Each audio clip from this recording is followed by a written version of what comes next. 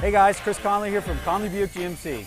Kickoff's right around the corner. Buckle your seatbelts and hold on tight. It's time for some Tiger football. Yeah, I'm very impressed. I'm sure you played, right? I played, but not like him. I didn't look like him when I played. You look like you'd almost play now. Hey, I can barely walk up the stairs. Hey, I got the feeling. Yeah, right. Thank you so much for being here. Great to see you again. Yes, he's here. Yeah, he's always here watching. Oh, yeah, can we get a picture? Hey, Tiger, hey. Hey, are we going on? We are live from Florida's Suncoast. Welcome to TigerVision. It's presented by Conley Buick GMC. Rights for the broadcast tonight of this region quarterfinal in the 2019 FHSAA Class 6A football championships have been granted to TigerVision as presented by Conley Buick GMC by the Florida High School Athletic Association, which is intended solely for the enjoyment of our viewing audience. Any rebroadcast, retransmission, or other use of this broadcast without the express written consent of the Florida High School Athletic Association is prohibited. Well, we welcome you all to the opening round of the FHSAA playoff and tonight's 6A Region 3 matchup here at beautiful Harley Stadium in Palmetto, Florida. Tonight, the visiting Braden River Pirates have traveled to Palmetto to square off versus a very familiar opponent, the Palmetto Tigers. Hello again, everyone. I'm Brian Varnador, and I'm joined tonight by my broadcast partners, Mr. Rick Wells, Ken Burton Jr., Tom Porter on the sidelines, and our statistician, Mr. Troy Bellamy. Braden River comes into this game with the toughest rated schedule, so don't get too carried away with their win and loss record in this FSHAA matchup of number 1 rated Palmetto versus number 8 rated Braden River. I'm going to turn it over to Rick Wells with his thoughts. Rick? Well, thank you, Brian. Hey, great job on that official announcement. We are here to witness a rematch of monumental proportions here. We are trying to stay calm up here in the booth, Kenny, and I guess the biggest thing that I take away from this game tonight to this point is the young men seem very calm, very businesslike. Don't seem to be concerned about what happened, 4 or 5 weeks ago when we played Braden River. We know that Braden River is a good team. We know that their 4-6 record means absolutely nothing tonight. We know that they are capable of putting points on the board. They have some great receivers and a very good quarterback that can scramble and throw the ball. And I think tonight I would just love to see the offense come out and score early and often, unlike the first half of the game several weeks ago. And I still go back to that first drive that the Tiger offense had, and we were driving the ball down the field. We get down to about the 7-yard line, and we fumble the ball, and Bubba Butler gets the ball knocked out of his arm. And we were only able to get 3 points that first half. And we go into the second half tied 3-3, and then the offense started to roll, and we win that game 27-3. So, we know that we have a battle in front of us. And really, we talk about this all the time, but it's just really about staying focused, executing, and ball control, Kenny, and ball security. Yes, absolutely. You talked a lot about the offensive side. I think defensively is going to be the key. Yes, scoring early and often will, and it is proven that that would be successful tonight based on looking at some games that they played during the season. But the old adage cliche, everybody's 0-0 right now. Defense wins championships. And in that game 42 days ago, they took the ball down. It took them 6 minutes, and all they managed was a field goal, and that's all they got all night. We held them to under 50 yards rushing that night. 4 of their 6 losses, they did not net 100 yards rushing. So that's the first thing with winning tonight. Defensively, shut down the run, make them one-dimensional. They have one good receiver, Robbie Goker. He's caught 57 passes. He's their go-to guy. Then it's going to be easier to manage him. He had one big play against us. They got a lot of yards. He caught 8 balls. But then if you shut down the run, then they're going to be one-dimensional and pass. When they have not thrown a TD pass, they're 0-3. So defense wins champions tonight, gentlemen. Ken, of course, you're right to the point and to the figures there. Both teams have the capability of scoring a lot of points. The Palmetto Tigers come in scoring 33.5 points a game, and Braden River averages 25 points a game, 24.7. But really the real difference when you look at the two balance sheets, the opponent's average against the Palmetto Tigers only 11.2 points per game, and the opponents against Braden River have 23.6 points per game. So really that's one thing I expect to see tonight. And as the game goes on, we've seen the depth of this tremendous Palmetto team. And I think if you look out there, the eye test, the first 11 on both sides of the ball are very equivalent. But what we've seen with this Palmetto Tiger team is there is a lot of depth out there and a lot of rotations, which will wear very favorably in the second half. Yeah, you're right, Brian. If I'm Coach Kurt Bradley, just an outstanding coach who has really he took this Braden River team years ago to a team that could barely manage 2 or 3 wins in a season, and he's taken them to several district championships and almost made it to the state championship a few years ago. If I'm him, I'm looking at that Tallahassee-Lincoln game, and that's I'm going to focus on what did Palmetto do wrong during that game, because that gives you more film on some of the errors that we've made than any other film you have on any other game, because that was when we had some issues on special teams. The first time that we saw a punt blocked, and we had 2 that night, and I know that Palmetto has worked on this extensively. I'm telling you, more practice has been done for the punt team than I've ever seen before all year. So, but you have to think that they've gone back and dissected that film to see if they can take advantage of some of the things that Lincoln did. All right, we're going to have the most important part of the broadcast here, the national anthem, here with the chorus orchestra director, Daniel Laritzen.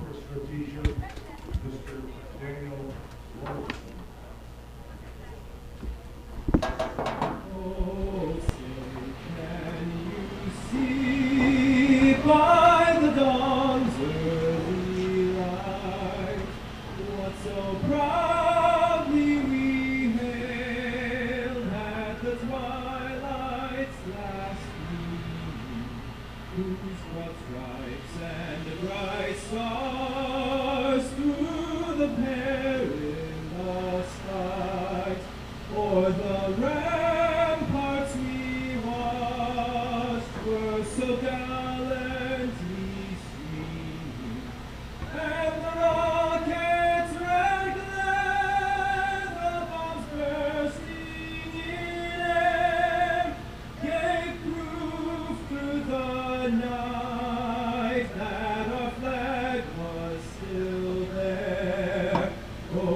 Say does that star-spangled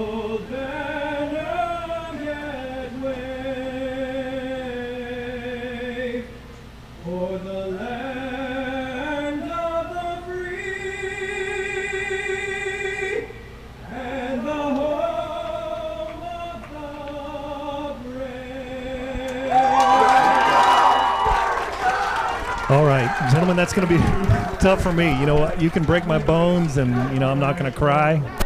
But that right there was just beautifully done there. And that's wonderful that we have that kind of talent out here directing the chorus and orchestra here. Daniel Laritzen with a fine job with the national anthem. Yeah, you know, so Kenny, getting back to, you know, just what we can expect, if anything different from this Braden River team, you know, we go back to that first drive that they had several weeks ago, and, you know, I remember us up here talking about how they were throwing quick passes. We seemed to be 5-6 yards off the receivers. They were taking advantage of that.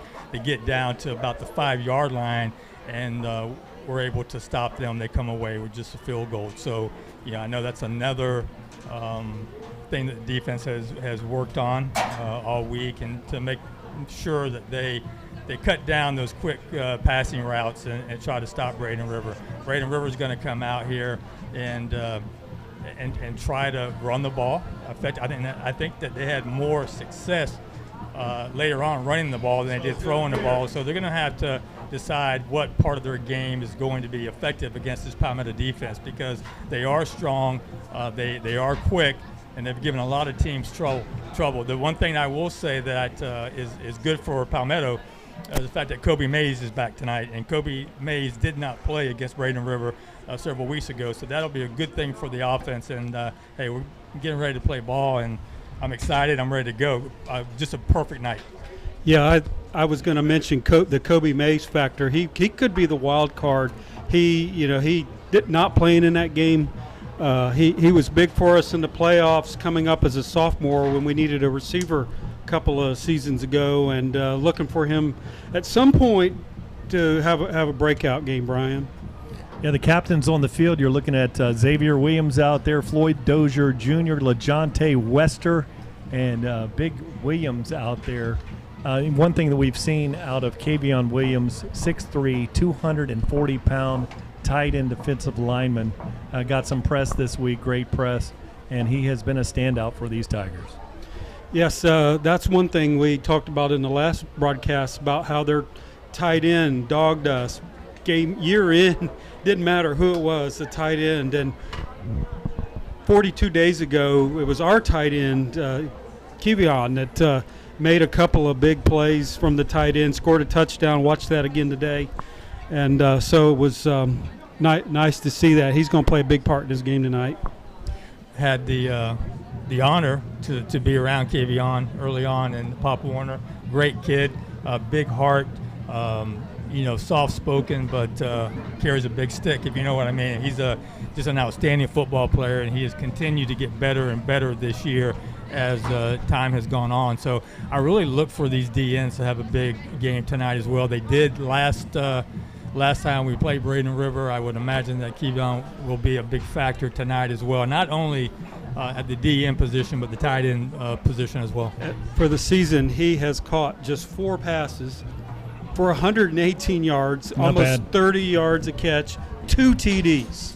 Yeah, in that Largo game, it was amazing to see a human that's, 6'3", 240 pounds, came out in a dual tight end set with old Quentin Rue on one side and Kavion on the other. And that's a formation that is very unique with the Tigers. They run a lot of spread RPO, but they will line up with 2 tight ends, and you have 2 very nice tight ends in the formation. Oh, yeah. You got 2, 235-plus pounders out there. So something to look for tonight. As Braden River takes the field here, it looks like a big group over there. The quarterback play, Shake Atreus. He's nice. It's going to be. We're talking about DNs here. It's going to be very important for these Palmetto Tigers to contain. He's a very mobile quarterback and has the ability. Keeps his eyes down the field, makes the throws on the run, and he's always looking for Gurker out there. Number 4. If you've watched Clemson play over the years and you remember old Hunter Renfro, he's not the biggest guy. He's not the fastest guy. But he catches every ball, and he's maybe one of the week in and week in, he's one of the best receivers that you will see in this county. Yes, their quarterback has thrown for almost 2,400 yards this year. Nice 17 TDs, just 3 interceptions. That's good in anybody's book. We found out very early on last time we played the Pirates. We need to know about Robbie Goker. I mean, he was their number one receiver, and he was able to get open, and he also caught the longest pass of the night for Braden River late there in the second quarter. So, and then we come back and get an interception right after that. But, I think tonight, as we talk about this quarterback for the Pirates, we need to put as much pressure on him as we can. That's the difference maker in any game. But if we can put some pressure on him, he will make some ill-advised throws. So, and we saw that last time when he threw that one interception. We had some defensive players chasing him down, and he threw the ball right to Randall Crawford, I believe, at the time. But it was Raquan Crawford. But we definitely need to get to him early and often. Yes, Coach Dan Whidden, the fog machine champion, out there is preparing the fog machines out here as your Palmetto Tigers are going to come out here. They got a beautiful Nike uniform. It's red, and it has the state of Florida there. And for our fans out there, Adam Young that's watching us out there in Boulder, Colorado, welcome to Florida football here on TigerVision as presented by Conley Buick GMC. Congressman Vern Buchanan is on the field. He's going to be out there assisting with the coin toss here. You're in a playoff game when you have a congressman showing up doing a coin toss. You're in a big game. Absolutely. That's a first for us. So yes, very happy to have him here tonight. He's going to stay until at least halftime and watch a little football and take a break from the whole campaign and political trail that all of us seem to be on right now. But just had a big bill that was passed in Congress with the animal cruelty bill, which is also just a huge deal for all of us when it comes to the abuse of animals. And we unfortunately see a lot of that nationwide. So good for the congressman to get that bill passed. Yeah, tonight he's just relaxing watching football. He showed a lot of great discipline here in the press box earlier. We've got some really great food here in between Troy Bellamy and I. And Congressman Buchanan, he showed some discipline there. He had a couple of his boys play football. I know one of them played at Cardinal Mooney. I remember watching him, and actually signed with Florida State. Yeah, so good athletes there in the Buchanan family, and the referees out there, and one of the teams has deferred. I did not catch that, but we'll get that to you here. Really looking for an exciting game here tonight. And, while I have this opportunity during this pause in the action, let's see how they sort this out. I love this shot right here. It's like we're right there on the field. Yeah, it's better than looking through some of the windows up here in the press box at Palmetto High. I promise you that. The fog's working. So the Palmetto Tiger captains run through the fog. The fog machines are in good form there. Looks like the players, they're not over hyped. It looks like they're here for a business trip today as the Palmetto Tigers storm the field. Another interesting thing about this matchup, Brian, you said a little bit about it in your intro.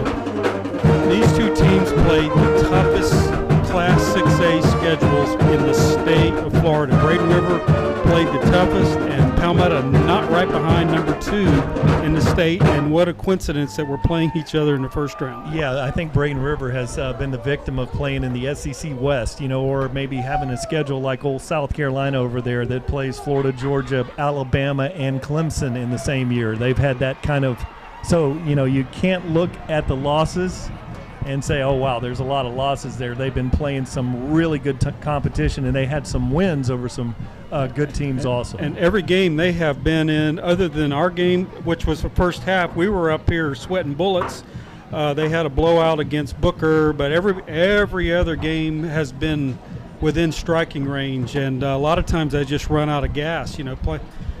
Playing week in and week out against who they had to go up against has been daunting. Well, that's why we come into this game tonight knowing that it's going to be a dogfight. You can't look at that record. They Coach Bradley, just like Coach Marino, prepares his team for this moment, and they had a very tough schedule. as did the Tigers. So, right now you just got to snap up the chin straps and play ball, buddy. I think you're right, and they're playoff tested. They've been here, done that, more successful than we have over the years. So that worries me a little too, that factor. But sooner or later, Rick, like you said, it's just buckling up and it's blocking and tackling. Yeah. So it looks like the Pirates will receive the kickoff, and they're going to start off on offense just like they did several weeks ago when we played, and the defense will have to come out here and put a stop to this very potent offense, once again with some great receivers and a very good running game.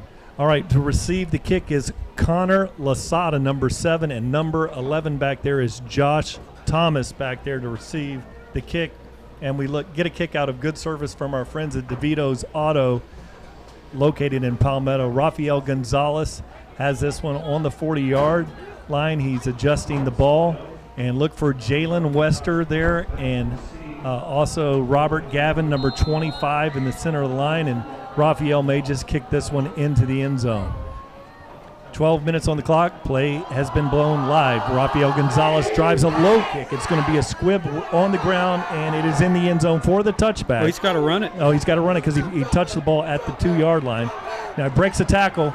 Still going, but he's tackled at the 25-yard line. Yeah, that kick kind of hurt the coverage team as they're trying to get down there, but makes a good job here, as you see, recovering the football and getting out of the end zone. Picks up some good yards there to give the Pirate offense some decent field position coming out here on their first drive of the night. See if the Palmetto Tigers will stay disciplined. Braden River is excellent at drawing teams offside and gaining on the chain here. On first down here, they come out with Shake Atreus is back there in the quarterback position. One thing about him, he's not a threat to run. He's only managed 15 yards rushing all season. So 11:49 on the clock as they start this one. Tyler Wells is out here covering Connor Lasada in the slot.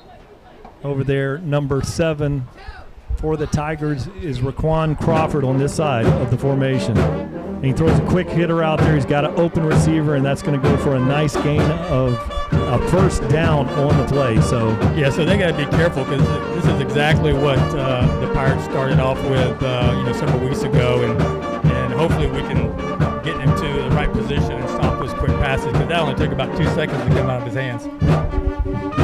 So in the backfield now, running back is Levante Humans back there. Out here wide on this side of the field is Connor Lasada. Matthew Wyatt, the middle linebacker, is rolling up into coverage here. Palmetto Tigers, this is a running play, and he goes for about a 1-yard gain on the play there. So good defense by the interior line. Floyd Dozier Jr. involved in the play. We're going to see 3 running backs tonight. Yeomans was their top running back with about 450 yards. We're going to see Hodo, number 1, as well as there's another one, Thibodeau, number 6. So with 11 on the clock here in the first, Atreus looks over to the sideline. Joining him in the backfield is Yeomans back there. And he looks, he throws the deep out route to a wide open receiver, and he's going to be tackled after the first down there, and that's going to be Robbie Gerker out there. There's that number 4.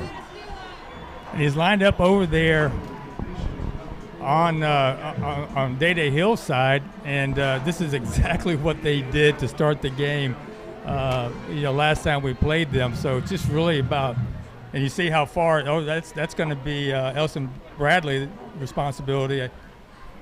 Nice stiff arm. Yeah, Elson a little late getting over there.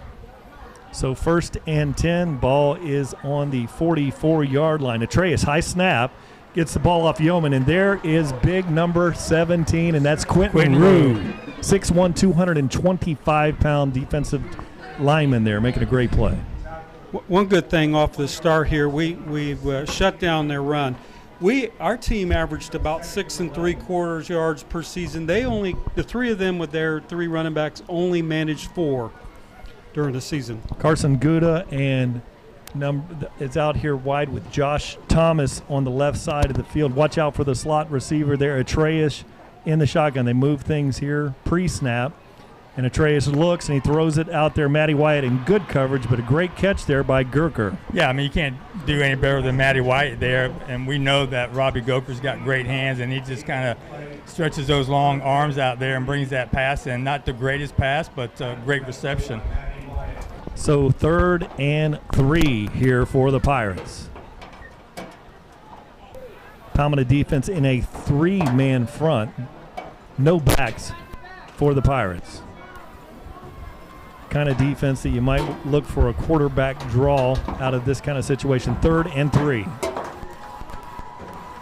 There's the snap, and he gets it out there wide open as Gurka makes the play. 1st down, Pirates. You know, he caught 8 passes against us 6 weeks ago, and he's picking right up where he left off.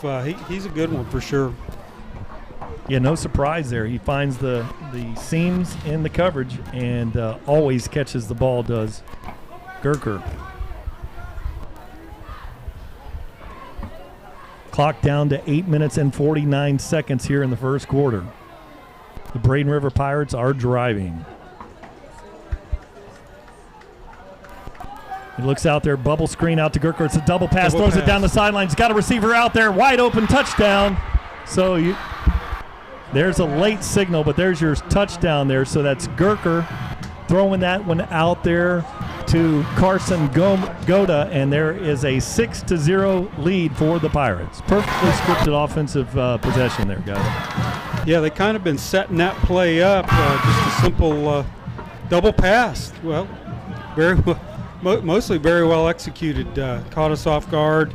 And this time they managed to take it down and get it in the end zone. They almost did it last time and fell short.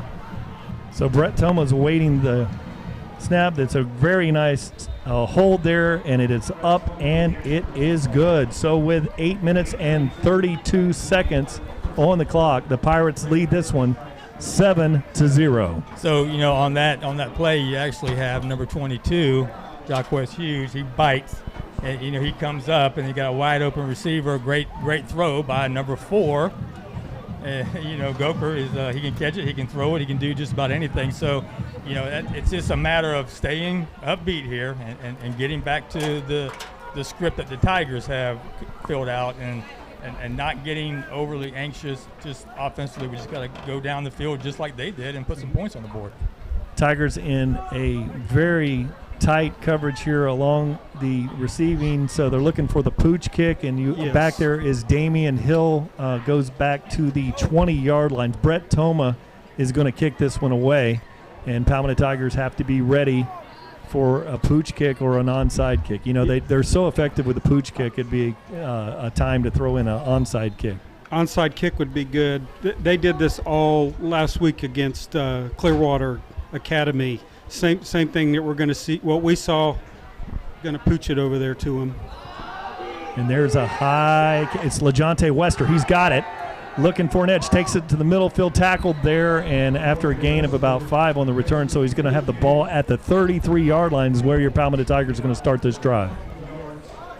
So once again, we know we got playmakers on both sides of the ball here. And we got to come out here and we have an opportunity to allow our playmakers to make the plays necessary for us to get into the end zone. And, you know, we don't have to do anything crazy. We don't have to do anything different than what we have done all year. We just have to be effective and just stick to the script. And one of the things you made a point of is ball security. It's going to be very important here for those Tigers. They run out with 2 receivers to the right side of the formation, Sajel Hickson in the backfield. And they run a keeper there with Williams, and he goes for about a 1-yard gain on the play, so that'll bring up 2nd and 9. And I think if we go back to the last game, you know, Zay had about 6 running plays, and at that, what do you come up with, Kenny? He had 8 rushes for 28. There You we were pretty go. close All right, there, not Rick. bad. So really 2-yard gain on the play. Now Palmetto brings 2 over pre-snap, so not 2 in motion there. So we have over here Zorian Gathers checking things out. Now they throw the bubble screen, no block out there, and it's nearly picked off there. my Stepping in goodness. front was number 14, Michael Gagnon. Really, Zorian just whiffed on the block on that Yeah, one. he didn't Oh, hit. my goodness. That's huge for them. They practiced that all week, too, and he has to take that that corner out of the play. And fortunately for us, that ball wasn't intercepted. Dodged a big bullet there. It was Michael- 14-0. Michael Gagnon had the easiest pick six that he may ever see out there, and just That might very be the- fortunate break for the Tigers. Third, and we'll call it 7-8 on this one, and Xavier Williams takes it. He keeps it, running to the center of the field, goes for about a 3-yard gain, so that's going to bring up a punting situation for the Tigers. Don't know if he was planning like a quarterback draw there, or didn't. They had something set up that he didn't like. They haven't left the field yet. Interesting call here. This early in the game, Palmetto Tigers leave the offense out there on the field. Damian Hill, generally a defensive back, is out here in the slot. LaJonte Wester out here wide to the right. Williams, he punts it, a quick kick, and it goes for a very short kick. It's going to go for about a 7-yard punt there for the Tigers. The Pirates will start at the 50. Clearwater did this against them last week, and the quarterback managed a 70-yard punt and flipped the field completely on him. We just didn't get that one done this time.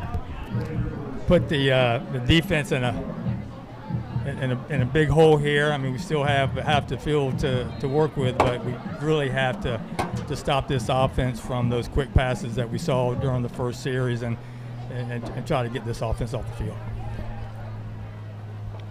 Pirates in a one-receiver formation, 2 receivers out there, Gurker in the slot. And it's a handoff there, and good play by Tyler Wells coming down the line. Goes for about a 1-yard gain. Great job by Tyler Wells. Let's see if we can pick him up. He's right here, coming in from the outside. Wraps him up and Safety really, position, makes a great play. so 2nd and 9, 6:44 on the clock. Now 6:35. The clock just flipped about 9 seconds. I apologize for that. There was an adjustment.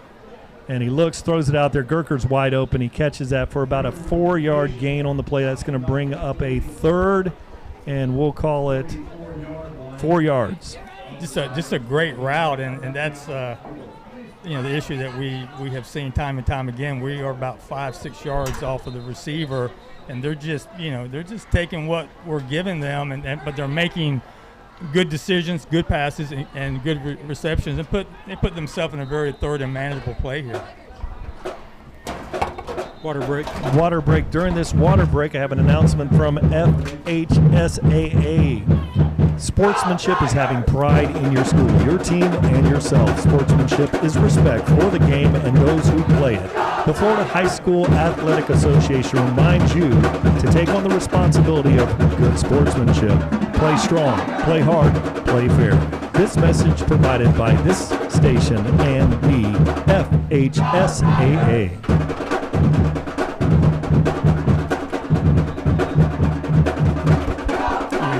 You hear Coach Marino talk about it every game. It's really a battle of wills.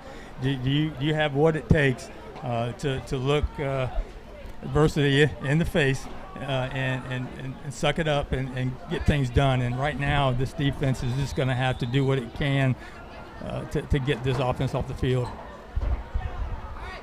Palmetto Tigers shuffling things around on defense. We have Raquan Crawford out here in press coverage on Brian Curse, number 5, a sophomore out there. In the slot out there is Connor Lasada. Atreus looks. And there's a good pass rush. Good throw. Good coverage there by we're gonna have Did he call a flag there. on? Oh, my goodness. It's a pretty good position there on the play by Damian Hill. See if we can pick that up. Right there. So that's a first down there for the Pirates. And that's unfortunate. We finally had them off the field and get the flag, and so they live for another down here, set of downs. So they're now at the 29-yard line are the Pirates.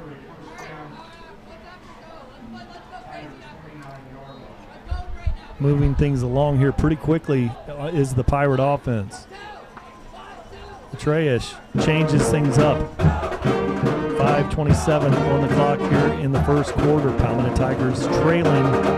The Pirates have 7, the Tigers 0. Now there's a stoppage of play on the field. The referees have whistled this, so we have that, and it is going to be a timeout. Braden River, that's their first timeout. Going back to that pass interference call, I get, it can go either way here. I thought Day Hill played it pretty well. May have gotten his right hand wrapped around the receiver, but it looked like a pretty good play. Even in slow motion, which usually is a dead giveaway, but like you said, it could go 50-50 on that. So they made the call. We got to live with it, and some more adversity for our defense, Rick. Yeah, really, Rick, I'm picking it up here. 29-yard line here for the Pirates, 1st and 10. It's really critical. A field goal would not be such a bad thing for the Tigers, but you got to keep 6 off the board on this possession.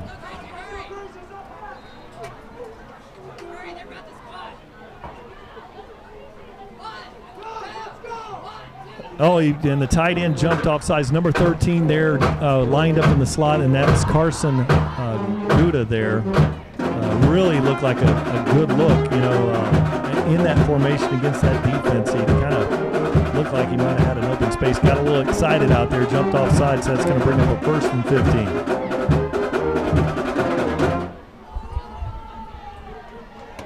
That was very fortunate for us because, like you said, I'm not sure we would have had a DB on him.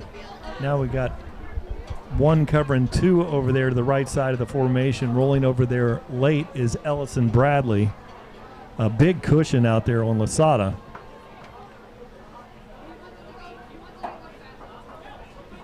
So Atreus will take this one out of the gun. He has 1 back with him, which is Hodo. Hands it off. Hodo spins and goes for a gain of about 2 on the play, and that's Jaheim Hodo. Defensive line has showed up. They've really been really strong against the run here. And we're not seeing much from the running game for the Pirates, but they're just throwing that in there to keep us honest. Yes, because they're having a lot of success right now with the passing game. Good tackle there by Quentin Rue out there. Now it brings up a 2nd and about 12. And interesting here at Palmetto, the scoreboard, we're having some technical difficulties on the scoreboard out there. Atreus looks, and he throws it down and laid across the middle. Good coverage there. Excellent by Jaquez Hughes, and they were looking for number 13 there, which was Michael Gagnon. He's the recipient of that last touchdown. Yeah, it seems like we got just enough pressure on that quarterback by Kavion Williams to make him throw that ball just a little early. Really have to be impressed with the game plan so far by the Braden River Pirates. But this is a tough situation. They're behind the chains here. Ball is spotted at the 31-yard line. Now 4 minutes and 36 are showing on the clock here at Palmetto High at Harley. Atreus drops back, rolls to his right. He's being pursued there relentlessly. He steps up, and there's a good play. Oh, and a late hit there on Kevion Williams on the sideline, well after the incomplete pass. Tough situation here for the Tigers. So that's going to be 15-yard personal foul. First down when you personal foul against the quarterback. I saw Kevion was still standing there, so I don't think he launched over there on the sideline, but that's a first down and a big one for the Pirates. Yeah, this is going to be tough, guys. It's something that we talk about controlling our emotions, making good decisions, and unfortunately for Kevion, that was not a good decision, especially when we were about to get off the field again. That's twice now in this drive that we've kept them on the field. So 1st and 10 in the Ace of Power red zone, and bouncing that one outside twice, and he's got 2 tacklers out there that catch him right at the 5-yard line. So see where the mark is on that. So that's a big gain on the play. Just running up the middle, nothing really there, so he cuts it up outside. And that gives you a second and inches. Everything's available in the playbook on this one. The Pirates really ahead of the chains here down in the Ace of Power red zone.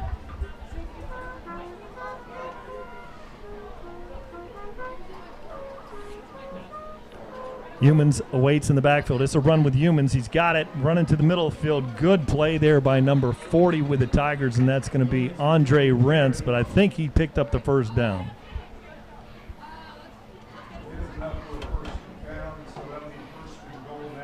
So the markers are down over on the sideline. First and goal for Braden River, and the ball is spotted at the 5. Yeah, another great stop by the defensive line up front, but when you only have the few feet to gain, it's not hard to move chains. Oh, they moved a little bit in the backfield. No call. Yeomans runs, and he goes to the 2-yard line. Got a little early of a start on that one, but short gain on the play. Good play by the Palmetto Tiger defense. Well, it's time. You know, the fronts, I don't know, Rick or Ken, what you expect to see on this. You've got out there in coverage over there, Day Hill is out wide, and look for Gurker in the slot. Big cushion over there. Jaquez Hughes. And Yeomans gets the ball again, runs right, and he's got a lane touchdown. So now the Palmetto Tigers trail this one 13-0 here at Harley. 2 minutes and 44 seconds on the clock. Yeah, we really don't have anyone to blame but ourselves on that entire drive. But we, have 2 costly penalties to give them new life, and they take advantage of it. And you're in a playoff game, gentlemen, and these are the type of things that will really hurt you and send you home packing. Toma awaits, and Palmetto Tigers' Day Hill jumps off sides there. So they're going to scoot this one a little bit closer, and Toma's probably going to, I don't see him going for 2 here in a good distance to do that, but the ball is now spotted at the 1-yard line for the extra point here. Toma does a good job. He has no problem getting the ball with height very early. So with a long snap here, you're going to have number 50, William Ferguson, the junior, with a snap. The hold is good. The kick is up, and it is good. So with 2:43 on the clock here in the first quarter, the Pirates lead this one 14-0. So the big thing here is to not lose your composure and not get down. This is the first quarter of this football game. A lot of time left here.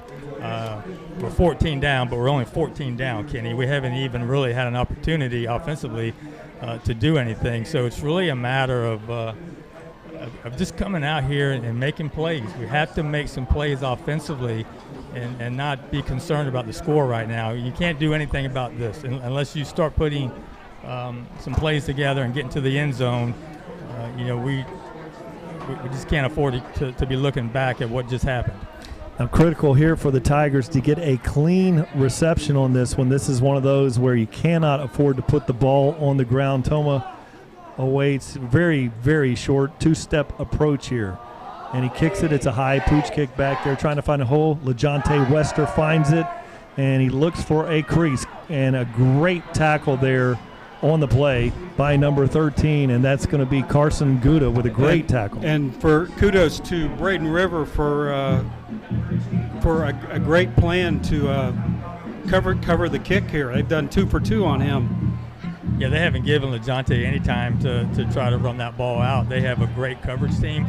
They're quick, a lot of speed on that Pirate team. So it's really just a matter of coming out here offensively and trying to put something together. If nothing else, guys, we got to flip this field position. So Xavier Williams with an empty set back there. He has 2 receivers on both sides of the formation. There is Butler in motion. Williams keeps it, and he goes for no gain on the play. Ball's on the ground, and it is going to be a turnover. And that is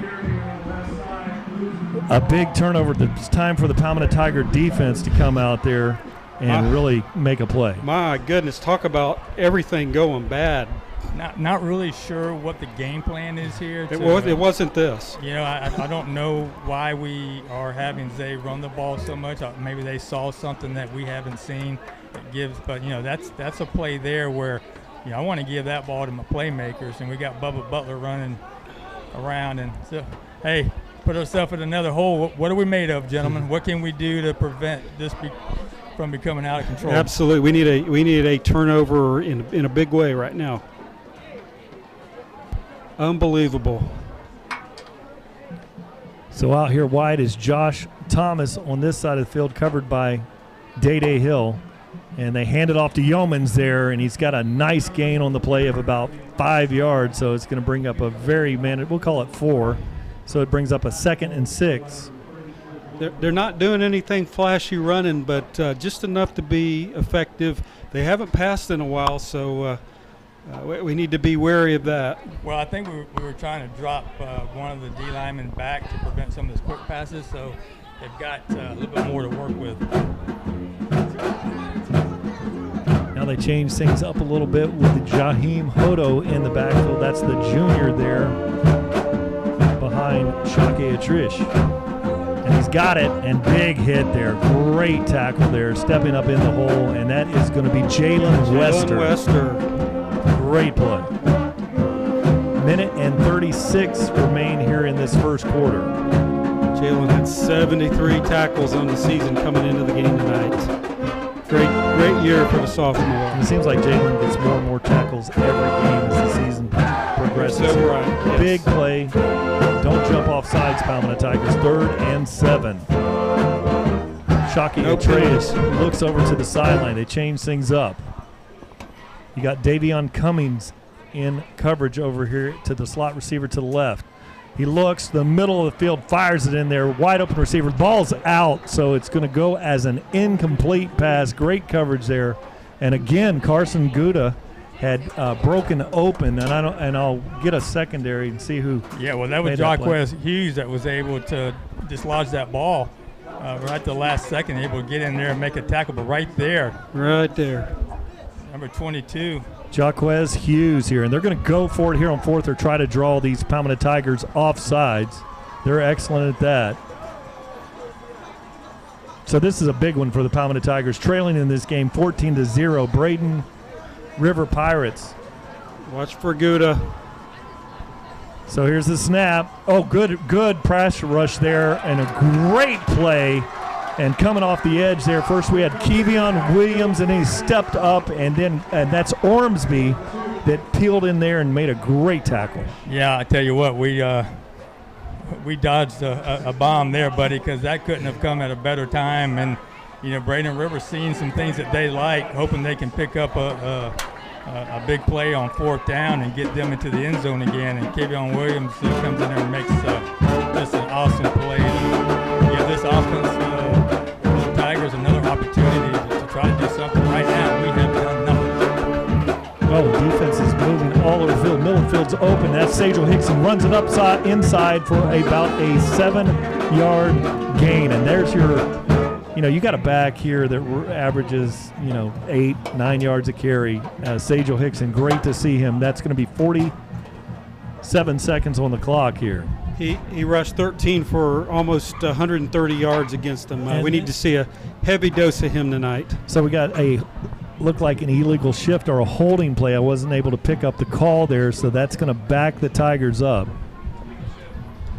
Just when we think we have made a little headway, we get just a bad penalty on the Tigers to push them back even further in the hole. And this is reminiscent of the Lincoln game very much a couple weeks ago. Yeah, where the Palmetto Tigers picked up 120 or so yards there in the first half, I believe it was. Now Xavier Williams throws a little screen out there. He's got Sajal Hickson tries to break a tackle, and he goes for about a 2-yard gain on the play. So that's going to bring up a 2nd and 12. Haven't had a pass to one of our receivers yet tonight, gentlemen, and something that we hopefully can tap into here soon. Xavier Williams hands that one off to Sajal Hickson, pounds forward for about a 3-yard gain. So that's going to be probably the last play of this first quarter, 8 seconds on the clock, and it's winding down.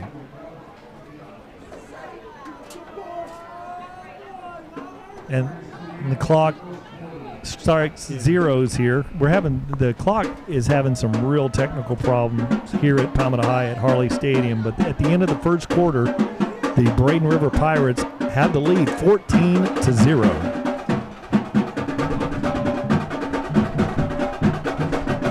And you are watching the 2019 FHSAA Football Region Quarterfinal on TigerVision is presented by Conley Buick GMC.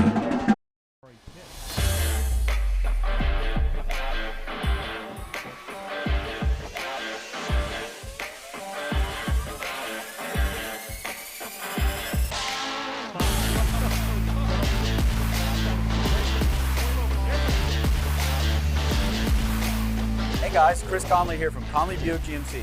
We're excited to be back for another season of Palmetto football and TigerVision. Good luck this year and go Tigers! 5, touchdown!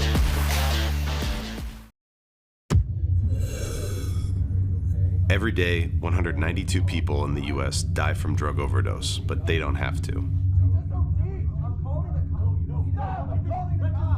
In Florida, if you're trying to save the life of another person, you're protected from prosecution by the Good Samaritan Act.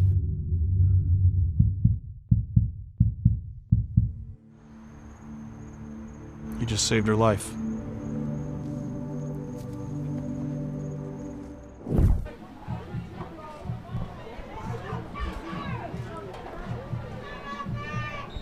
We're back, Brian. Xavier Williams now a big third down play. Waits the snaps, got it. Looking for the long ball out there. LaJonte Wester's bumped, and no interference call. Got bumped off his route. Goodness. And you can hear from the fan base here. Palmetto Tiger fans didn't like that one. That is amazing, gentlemen. That is absolutely amazing. So 11:53 now brings up a punting situation for Rafael Gonzalez. And back to return this one is Robbie Gerker. Very, very important that the Tigers get a clean punt off here.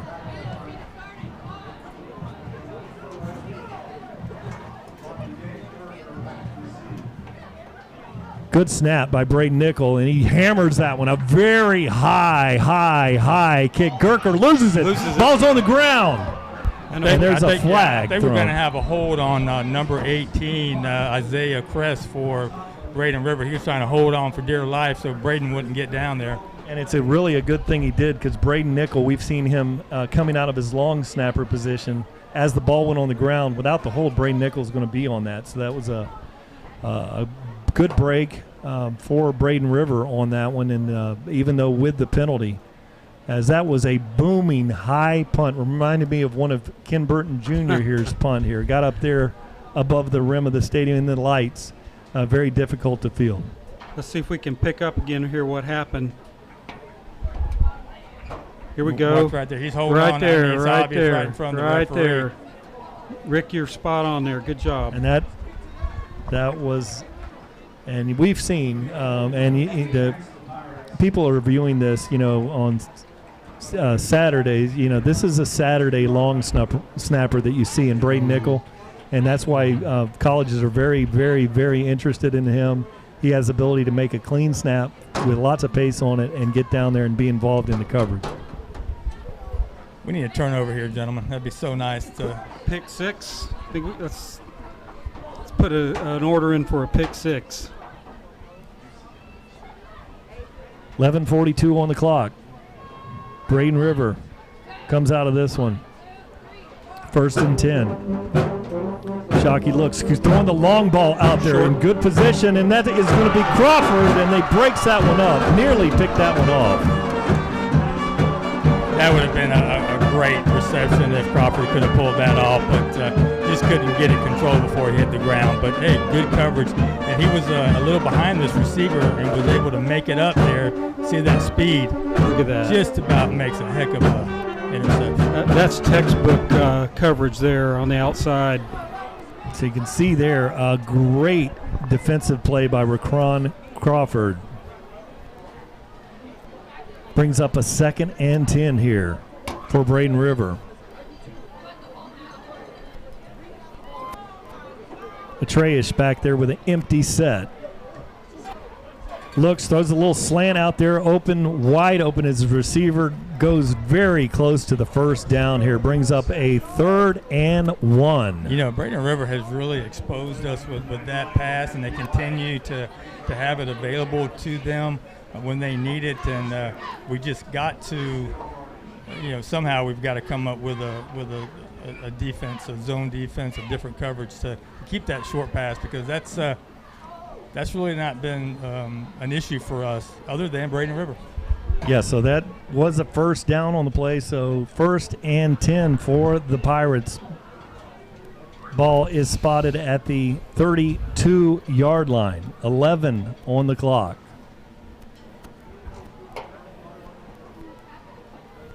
Jalen Wester back here, switching things over in his linebacker position on the weak side of the field. Michael Brown awaits in the middle of the field. In coverage on the slot out here is Ellison Bradley. And they're resetting the clock to 10:58 here. The clock is there. Not sure where everyone else is, but the clock is at 10:58. Yeah, they got it corrected. Yep, so They got to now put it the ball says in play. 11:14 on the clock. At this point, I would think they're having some real issues. Probably the TigerVision guys in the truck out there. Jordan on the clock is probably a little bit more accurate, but it's 11:14 on the clock. And he hands the ball off to the middle of the field. Excellent tackle there. Stepping up to make a fine tackle was Ellison Bradley, but it was a gain of about 4 on the play. Well, I mean, they're doing just enough once again with that running game to keep us off balance. And they're really good offensive attack by Braden River so far in this game, and kind of keeping us on our heels. And we really need to come up with a big stop here once again. Atreus and Yeoman's, and a very nice play there by Dozier. Floyd Dozier. Jr. Yeah, and this is what we talk about when we refer to a battle of wills. We have to get off the block. That D line has got to get more aggressive and get off the block and make these tackles, and they've done a good job all night. And we're just going to have to figure out a way to put some pressure on this quarterback when he drops back to pass, because that has been the issue here, not only tonight but going back several weeks ago. Going back to that last offensive series, we started to move the ball. We get a bad non-call, but we need to be putting that ball in those playmakers' hands, right? We need to come out here offensively and start putting the ball into these enormous playmakers that we have offensively for the Tigers. But defensively, we got to get them off the field now. 10:36 on the clock, 3rd and 4. You got to stay on sides here, Tigers. And he snaps it back there to a very good pass rush by, at first, Floyd Dozier Jr. He throws it out there, incomplete pass. Great play by your Palmetto Tigers defense. Just what I talked about earlier. We got to put pressure on him. If we do that, he's going to throw the ball away. He has trouble when he has pressure on him when he's running to making accurate passes. So good job by the defense to get that offense off the field and give this Tiger offense an opportunity to hopefully put some points on the board before the end of the first half. It really would pick up the spirits around here, Kenny. I know absolutely. It would pick mine It feels up. like the first half of the game earlier in the season up here. Trent Hedgepath goes back there to punt this one away to the dangerous LeJonte Wester. And he held that one a little while before he let it loose there. And LeJonte Wester fields it, makes the first guy miss, and he goes for a nice positive return here. So ball is at the 30-yard line. Yeah, Jonte probably saved us a good 10, 12 yards by, jumping up there and picking that ball up. Not always Scary. a little scary to watch, but we've seen Jonte do that before and break some tackles and pick up good yards. But offensively, here we go again. We just got to stay positive and just try to work on the little things and just get some first downs. One of the things we have not seen is Bubba Butler had a breakout game against them earlier in the season, and LeJonte. So Curtis Thomas is out here wide to the boundary. LeJontay Wester in the slot. Butler goes, it's an option. Good block there by CT Magic, Curtis Thomas, and then Sajel Hickson goes for a nice gain. He's going to be about 2 yards short of the first down. Yeah, and that's why I like for Sajel Hickson to get the ball, because he's going to punish those defenders as they're tackling him. And, you know, we talked about this before. That weighs on you after a while. I mean, he's going to lay here right there. Oh, yeah. I mean, that's painful. Xavier Williams takes this one, carries it across the first down mark. The ball will be spotted at the 41-yard line. First down, Palmetto Tigers. Is that our first down? I think you're right, Rick. Changing things up, Robert Gavin is now in the backfield. He's a great runner, but a very excellent pass blocker. Low snap. Xavier Williams throws it down there looking for the long ball, and it is overthrown, so that's an incomplete pass. 9:34 on the clock with the incomplete pass stops there. Like the play call, if anything, opens up the interior a little bit, so we can attack the run or come back with another pass, perhaps underneath. A little bit of a low snap there, kind of messed up the timing of the play. Kobe Mays is out here wide. Sajel Hickson in the backfield with Xavier Williams. In motion goes LeJontay Wester. They hand it off to Sajel, spins out of a tackle, goes for a loss of about 2 on the play. So the ball will be at the 40-yard line, 3rd and 12.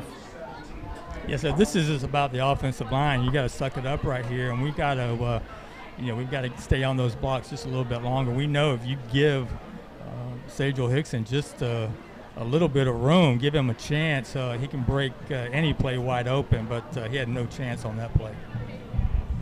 So 3rd and 12, 9 on the clock. Williams looks. He's got 2 out, 1 cover and 2 out there to the right. And he looks to the left, and he throws it. His ball's tipped out, incomplete pass to Kobe Mays.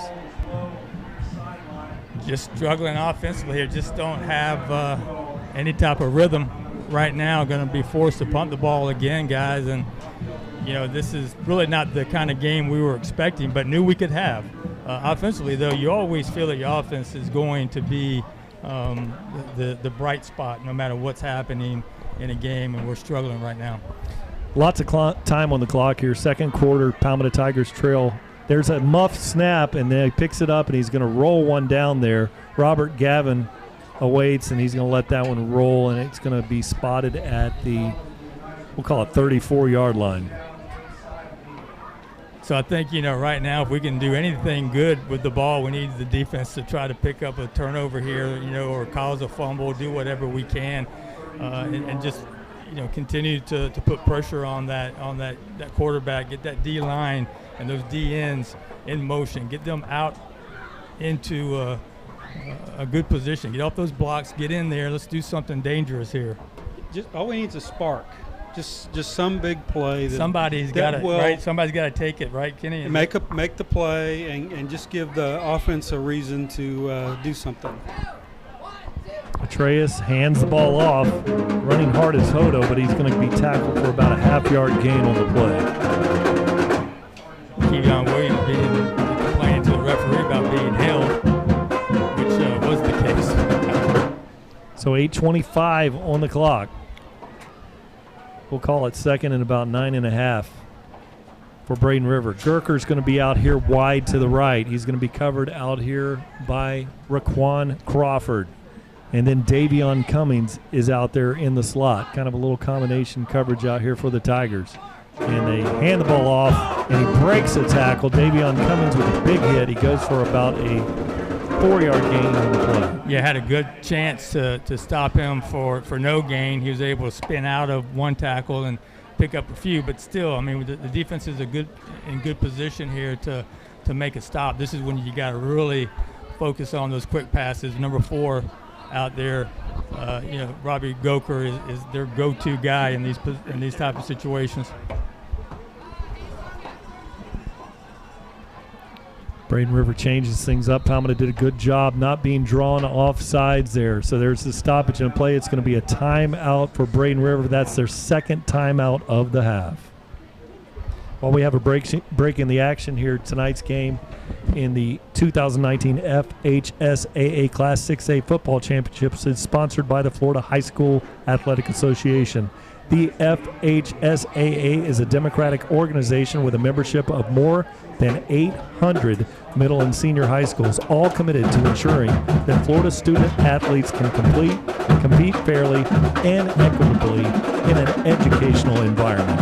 The Florida High School Athletic Association, building leaders through teamwork, sportsmanship, and citizenship.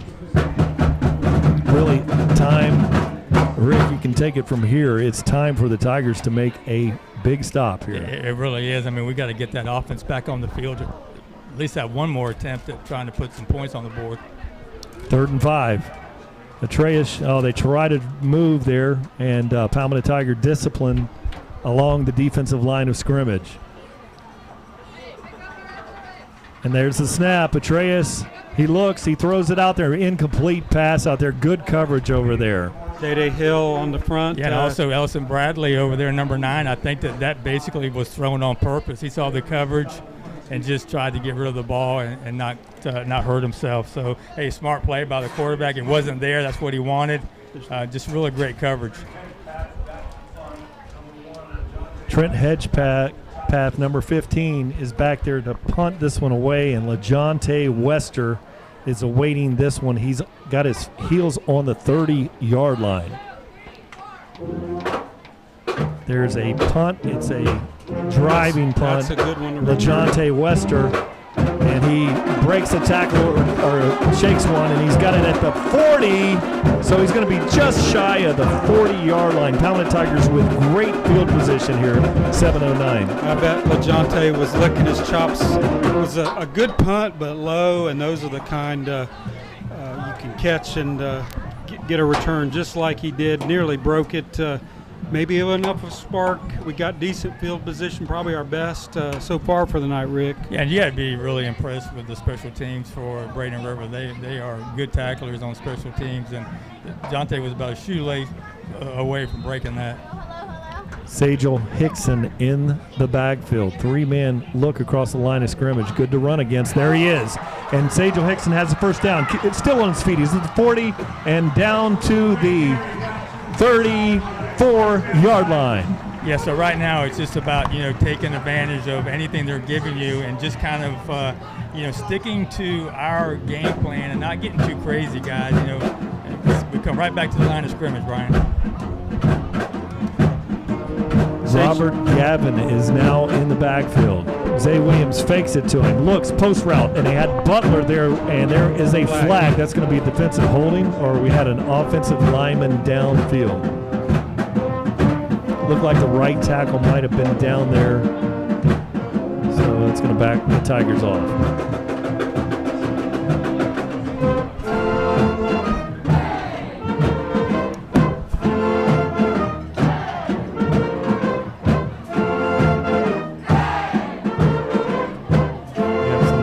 Down there, so that brings up a 1st and 15. The Tigers have been self-destructing here in the first half. Sajel Hickson's in the backfield. Big set here, no receivers in the formation. He hands it to Sajel Hickson, and he's running it wide, and he's going to be tackled after about a 3-yard gain. Yeah, so if you think about it, go back to that last game, we had a lineman do the same thing in that first Braden River game, and I'm still trying to understand what they're thinking there, but obviously look at Butler right here over here in the slot, and then Xavier Williams low snap, and that's going to be a false start on the Tigers, going to back them up some more. Tigers self-destructing. Yeah, we really got to get refocused here, gentlemen. I know I keep saying that, but we are just so out of rhythm here offensively. I don't know who moved there, couldn't pick it up on the replay, but we just keep, moving ourselves back and just taking ourselves right out of this game. We don't need any help. Curtis Thomas out here wide to the left out there with LeJonte Wester. Xavier Williams looks, steps up, good pass rush there. Now he throws it out there late to Kobe Mays, makes a great attempt, but that's too high, so that brings up a 3rd and long. 3rd and about 27 yards here. Yeah, there's Kobe's first attempted catch all night, and just a little too high even for Kobe, who goes about, what, 6'2", 6'3", yeah. He could normally catches those. 6:18 on the clock for the Tigers. Tigers have really been getting behind the chains in this one. Just some terrible situations. So here's a timeout call by the Tigers. That's going to be the first timeout of the half. I would say it's a good time to take a timeout here and regroup and try to come up with a play here that will help us pick up this very long first down. But we've got to get something positive here, guys. We are just not in rhythm at all. Very uncharacteristic of this offensive team, and really haven't seen this all year except for that Tallahassee game. Yeah, looking down the field, if we get, we're about, what, 3rd? Yeah, 20. Yeah, close to 20. Close to 20. If we get 10 or 12, maybe a long field goal or 4-down territory to go for it. They're playing very soft. Look for Bubba Butler here. Xavier Williams throws, and he's had a receiver, LaJonte, drop that one. Ball was thrown to the outside shoulder. Jonte Wester in the middle of the field. That's usually a ball that Jonte will catch anyway. But just, once again, we just are not in sync offensively. Just are, behind the 8-ball here every play. Gonzalez is back there at the 44-yard line awaiting the snap.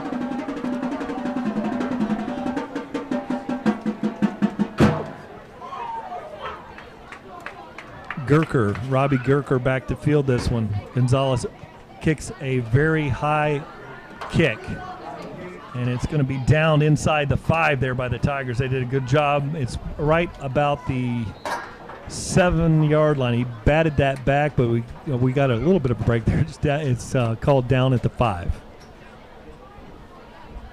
So 37-yard punt, but we net 37. Yeah. And they have to go 95 yards against us. I remember him. And then back on the 86 runner-up team. Yeah, the Palmetto Tigers went down there and touched that one at the 5, batted it backwards. So they did the FHSAA crew here, got that spot right. So they'll start it right there at the 7-yard line for the Pirates. 6:01 on the clock. Look for him to run here. Yeoman's in the backfield. He's got it on the run, and really good job there by the Tigers. Goes for about neutral gain right at the line of scrimmage. That'll bring up a 2nd and 10. Yeah, they're struggling to run the ball. We got to watch the clock here, clock management, so we can hold them here, Rick. We got a shot at 2-minute drill possibly. Yeah, the big thing is get them to go 3 and out here and have them punt the ball from their own end zone and give us hopefully really good field position. But we still got 2 big downs here that we need to stop. And here's where they've been capitalizing on those little 9-yard routes here. And this time Atreus looks. He's being harassed back there in the backfield. Coming up is Matty Wyatt. Oh! And he breaks that tackle, and then he throws it out there very late.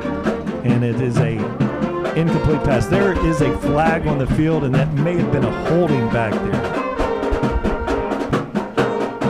So he was in the end zone maybe when the hold occurred. Well, he took a shot over there on the sideline. Somebody leveled him. Yeah, he was in the end zone, but the defensive lineman was held on the play of field, so it's not a safety. You know what? That was Matty Wyatt missed him. Matty Wyatt misses him. Is that Jalen Wester? Jalen Wester comes in there. Wester came over there. So that stops the clock. That's a good thing there is that they stop the clock here. 5 minutes and 12 seconds. The Braden River Pirates lead this one 14-0 here at Harley Stadium. So I would think here they're going to be pinned back pretty deep in on their side of the field, that they would just run the ball here and try to get out of here without us, getting anything handed to us, but defensively, we've got to stay focused up front and stop that run. Okay. Tom Porter, you got that mic going? I think I do. I got a direct line now, so there's no way for this wireless to fail on me anymore today. All right. Hoping that's the issue tonight, guys. The offense and defense of the Tigers both have been struggling, but I think it's because my mic wasn't working. So now that everything's good, I'm bringing the mojo back, boys. We're about to do this thing. Yeah. So what are you hearing, Tom, down there offensively? What are the coaches saying about some of the issues that we're having? Well, I'm trying to get in the huddle and listen, and most of it is just, hey, focus, do what we teach you to do. Just don't make these stupid mistakes. That's been the big message to the players is just focus and stay in the moment and make the play that you know to make. You see a lot of these guys are getting down and they're aggravated, and then I see LaJohntay Wester, superstar, senior, leader on the team, walking over and high-fiving guys and saying, get your head up. And you got to have that on any sideline, especially from your senior leadership. He's doing a great job. So we got a injured player. Do you know who that is over there on the sideline? Our guy? I will go find out. Okay, is your cord long enough?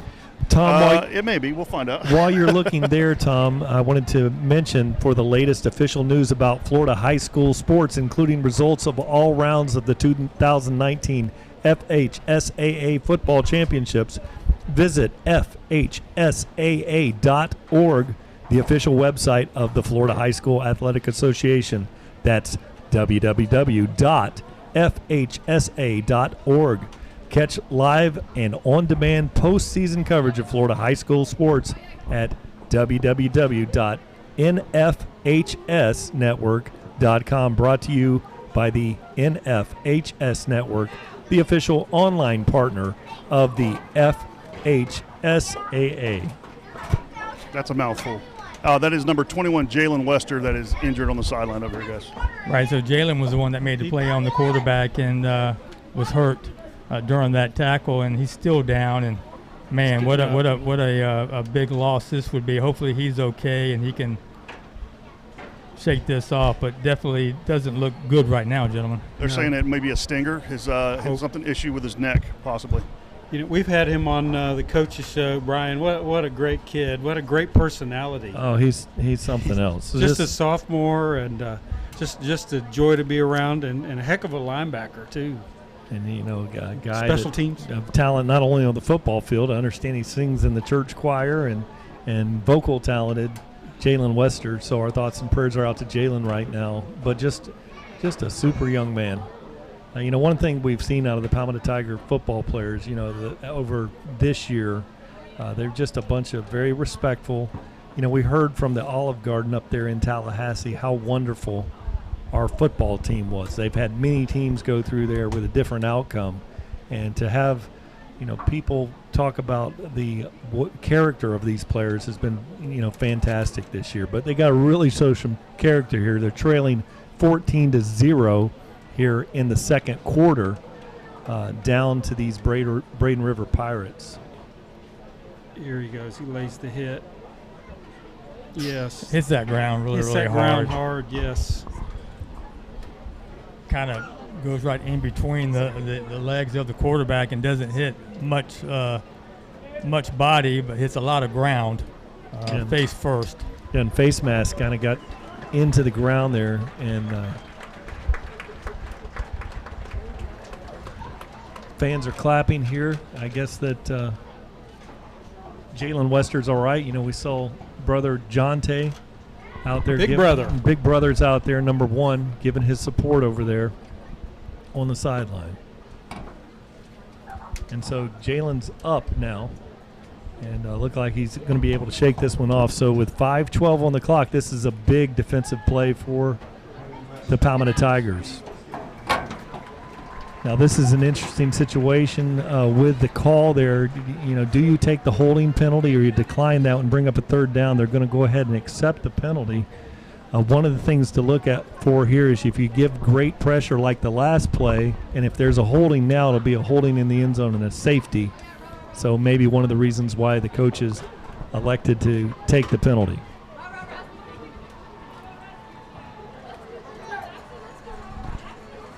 Atreus is about 4 yards deep in the end zone awaiting the snap. He hands the ball off there. Great tackle there. They got him. And that is going There to it be a is. safety for your Palmetto Tigers. So There's your spark, Rick. There it is right there. if you're wondering why the coaches elected to decline that penalty, there it is right there. Palmetto Tigers are now on the board, trailing in this one 14-2. So, hopefully if we can just get something going offensively, those 2 points will come back big later on. This is huge with their pooch kickoff plan that Braden River employs. Kevion Williams.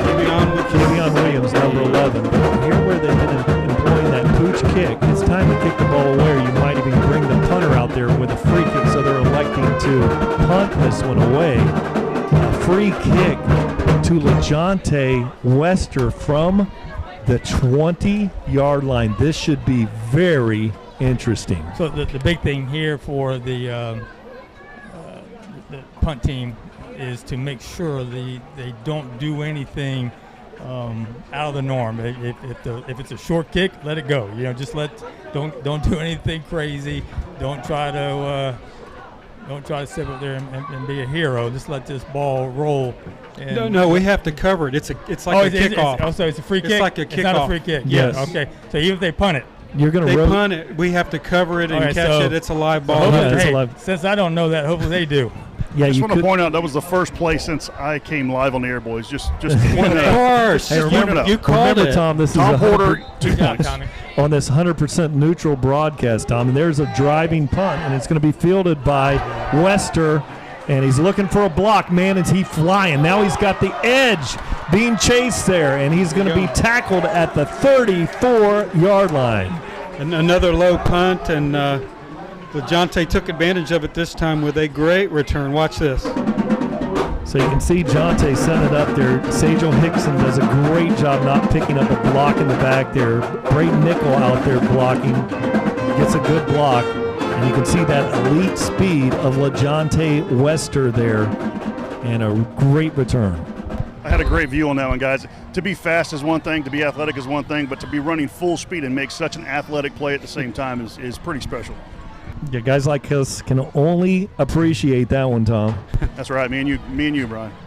All right, so LeJonte Wester is out here wide, and Xavier Williams is back here. They got one single high safety back there. Now they tighten things up with a formation, and it's a toss out here. Sajel Hickson got the edge, gets a great block out there, turns it up.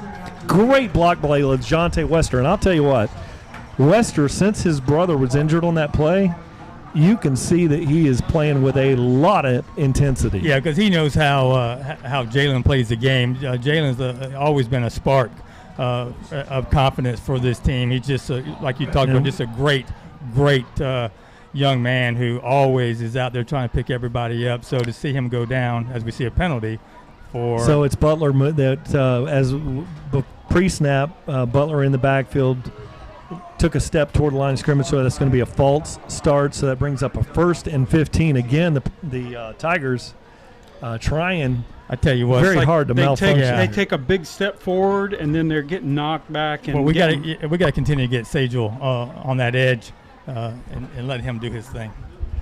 Right up the middle. There's Sajel Hickson, shakes a tackle, another tackle, spinning, going forward. He's still going.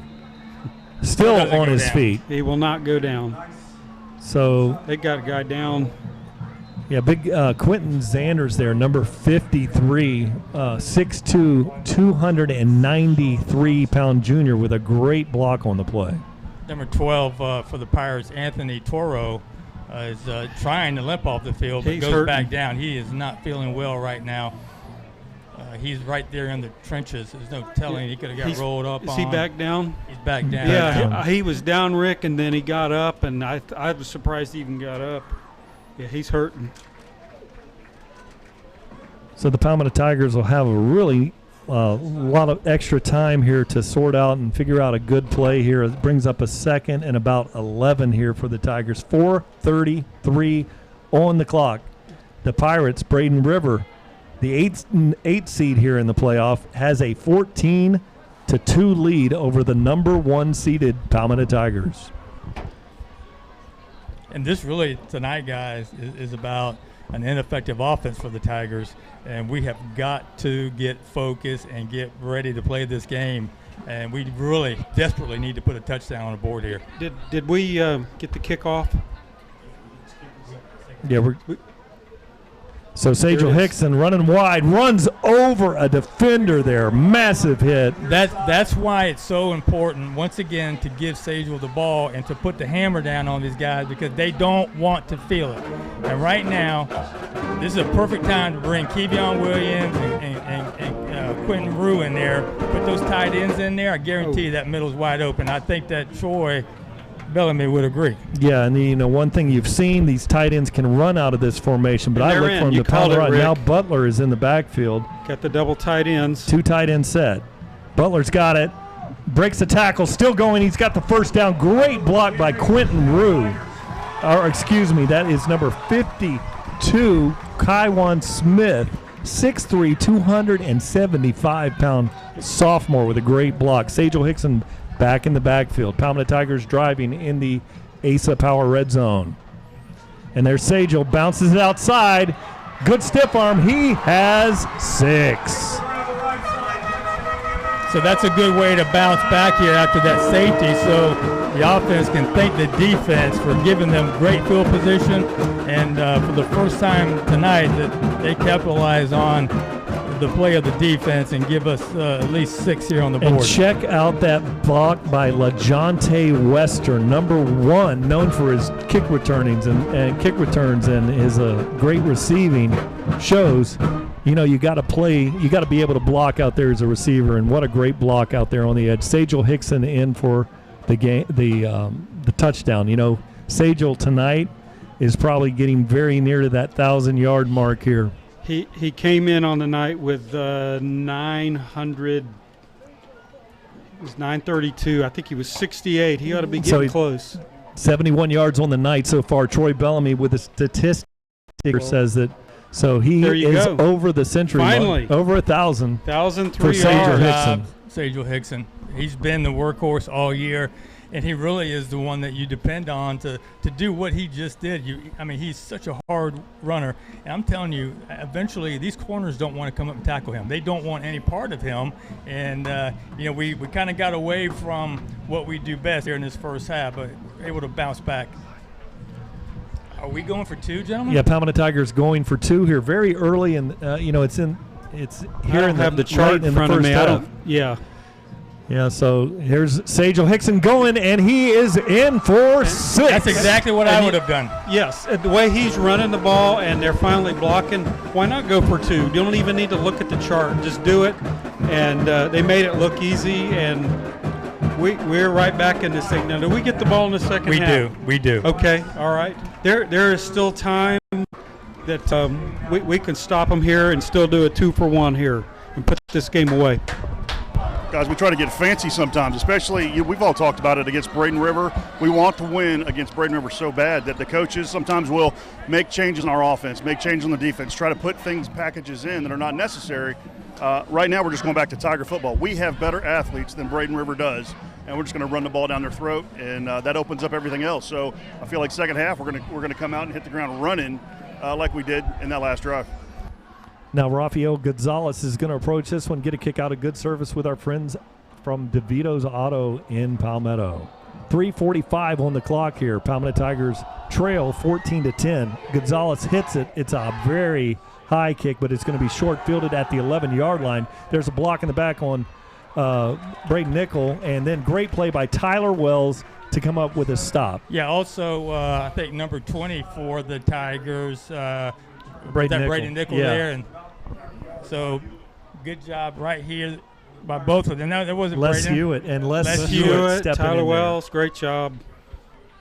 And Les Hewitt just knifed in there. Great play. 3:40 on the clock here.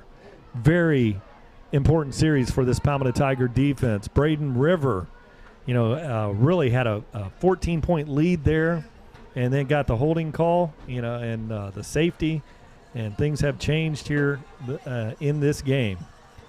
Atreus waits, hands the ball off, and really good. Michael Brown is there. Everybody's there. So it goes for about a 1-yard gain. Yeoman's unable to break that one. Braden River's coaching staff, obviously trying to slow down this momentum of the Tiger team and get that clock running. Yeah, I believe we called another timeout right before that kickoff. I think, are we down? We're down to one according to TigerVision. Yeah, that's what I've got here. Old school, but the TigerVision guys in the truck, I have to trust those guys. They do a great job. 2nd and 8.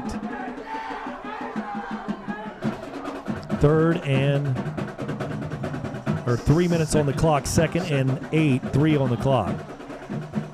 He looks for that route. Now he throws it out there. Great route by Gurker. Again, first down.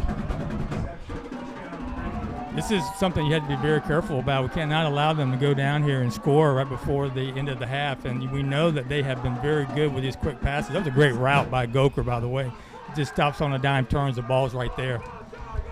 Yeah, if you let him get off the line of scrimmage in his routes, just an excellent route runner is Gurker. 2:42 on the clock. Braden River not in a real big hurry here.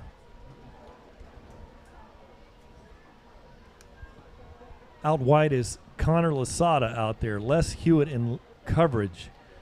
And he looks. Good pressure by the Palmetto defense, and this one's overthrown. And you can credit wide open Gurker out there. And I tell you, we got lucky because there is a breakdown in coverage there, and you've got Davion Cummings who goes deep. I think he's supposed to take that route because he's there's wide no open. one there. Look at that gap there. And Davion's over here, and Day-Day's looking at him like, what are we doing? You have to tip your hat to the defensive line there of the Tigers, wide open. And there's that Robbie Gurker out there, wide open in coverage. Now Day-Day Hill is out there covering the wide receiver. Running over there is Ratrell Crawford with a big cushion on Gurker. Tigers roll this one up, and he fakes it, keeps it, does Shockey. Great play by the Palmetto Tiger defense. Goes for about a 2-yard gain. Yeah, number 44, Michael Brown. He comes in there and makes a heck of a play. That looked like it may have an opportunity there for a minute, Kenny. And like you said earlier, he's not known to run the ball very often. Just 15 yards on the year. He's not really a threat, but that looked like a planned run, and it just didn't work. Yeah, Michael Brown has gone over 100 tackles this season. This is a third. Now they move. 73, the left guard came out of his stance early. The clock. Stops the clock, backs him up 5. So a minute 47 on the clock. Palmetto Tigers, if we get the ball back, or if the Tigers get the ball back, they will only have one timeout remaining. So really, it's Tigers need a big stop here, very big third down here now for the Braden River Pirates. Well, they're going to look for their bread and butter, Gurker. Got to stay on side here. Don't improve the chain situation.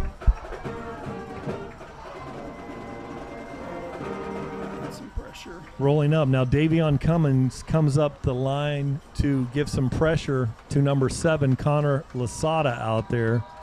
Now changing things up here, and the Palmetto Tiger defense calls a timeout, and that's the end of the timeouts. That's the second of the half. Yeah, something was not to the liking of Coach Cucci, and the DBs seemed to be out of position. He picked up on it very quickly, and now you will hear him silently tell them what he thinks of that.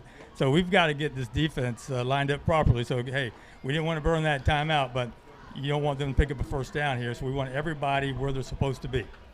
Yeah, and you make the stop here in high school football. As long as you're converting on first downs, you're going to stop the clock.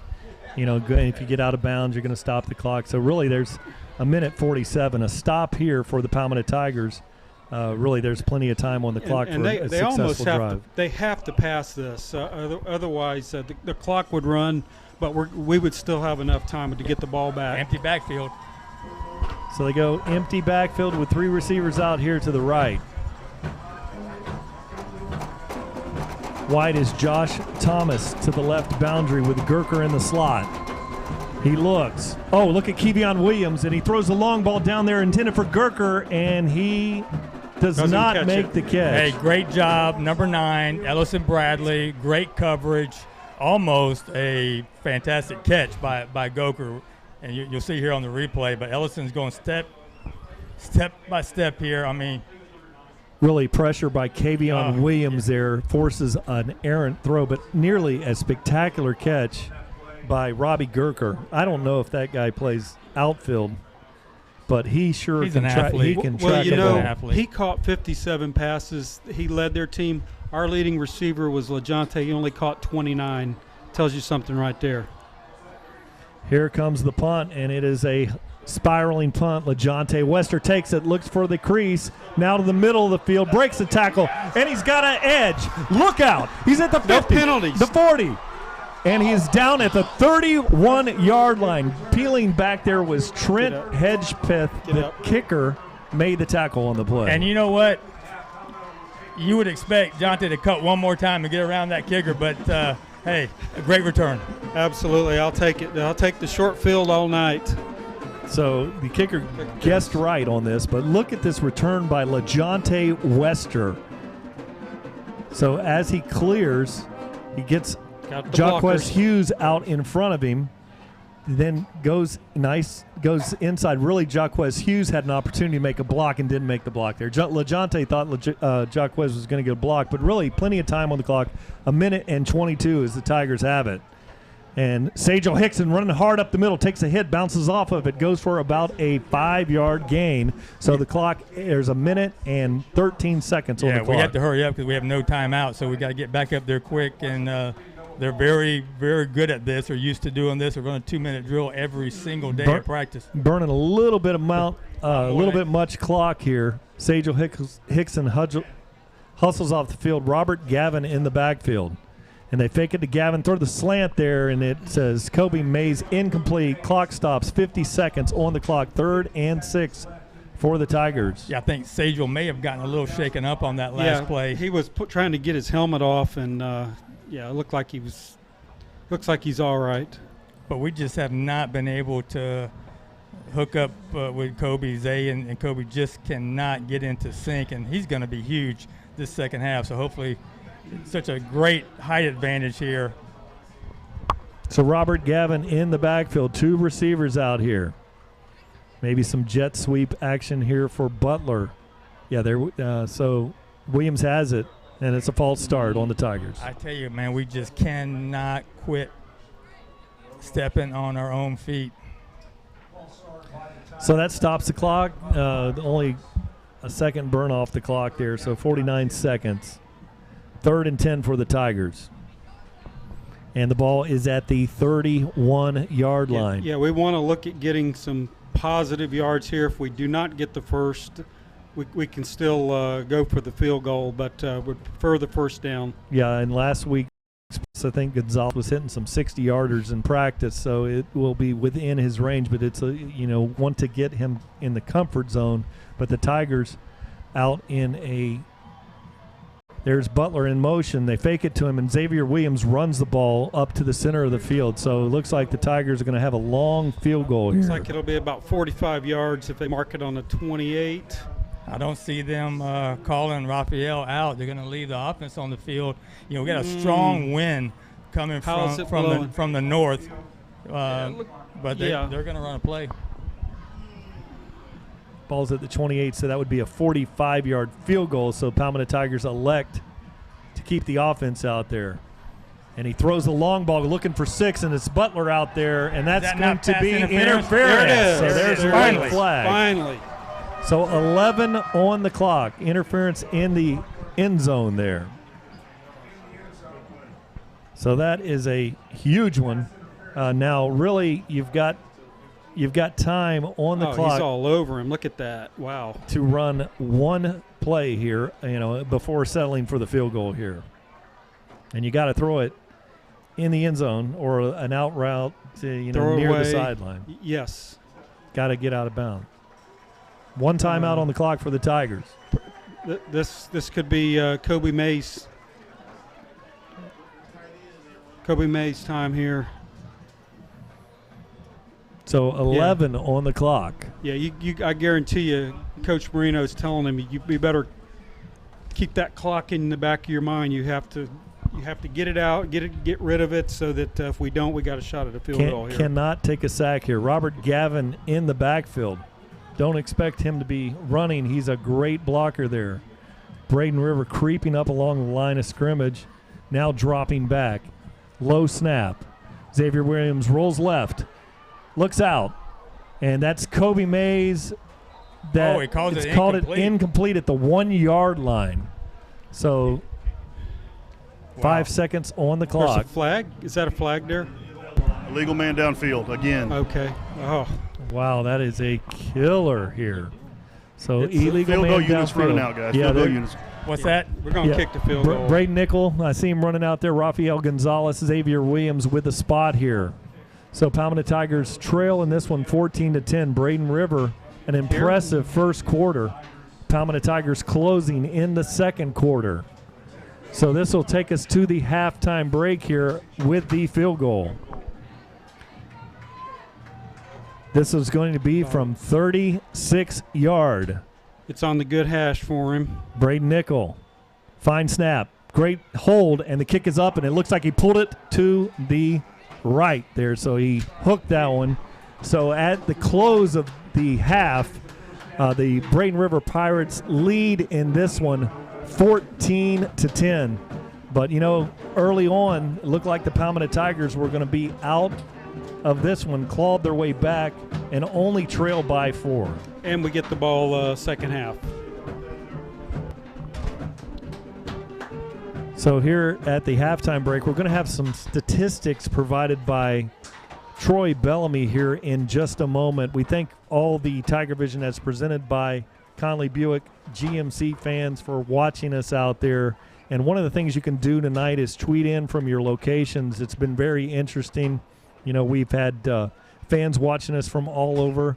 Ray Skeet in Florida, Mark Sousa from Seneca, South Carolina, Devin Hildebrandt watching us from Nashville, Tennessee, the Stolt family up in Buffalo, New York, the Smith family in Pennsylvania, Caleb Keys in Mishawaka, Indiana, Elaine Mansour from Des Moines, Iowa, and from Colorado, Adam Young from Boulder, and then my classmate, Deborah Hoda watching from Denver. And Thomas Bell's always out there in Spokane, Washington. We also thank our many international viewers that are watching from abroad. Our broadcast has been viewed in all 50 states and 26 different countries around the globe. Thanks again to all of our viewers. We appreciate you.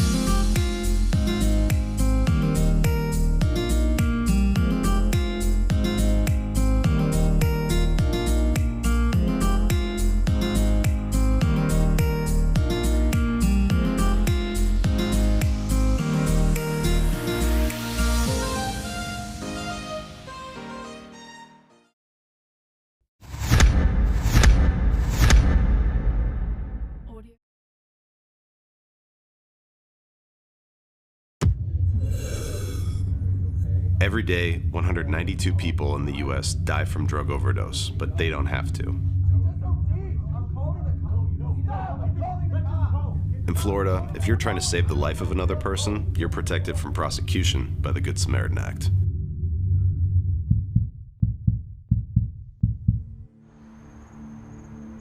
You just saved her life.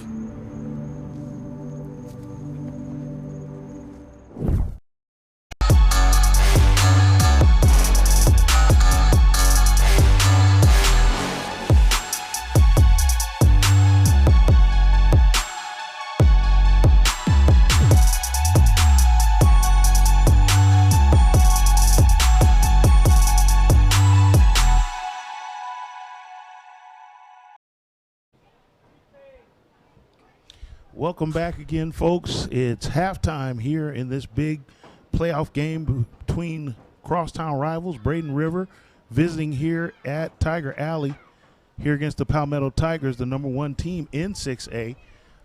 It is very reminiscent of the game played about a month and a half ago where the Braden River Pirates were able to control the first half time of possession, and they were able to move the ball. In the first game, they only got 3 points, but tonight they have tallied 14 points, the most by any opponent pretty much except for Lincoln against us this year.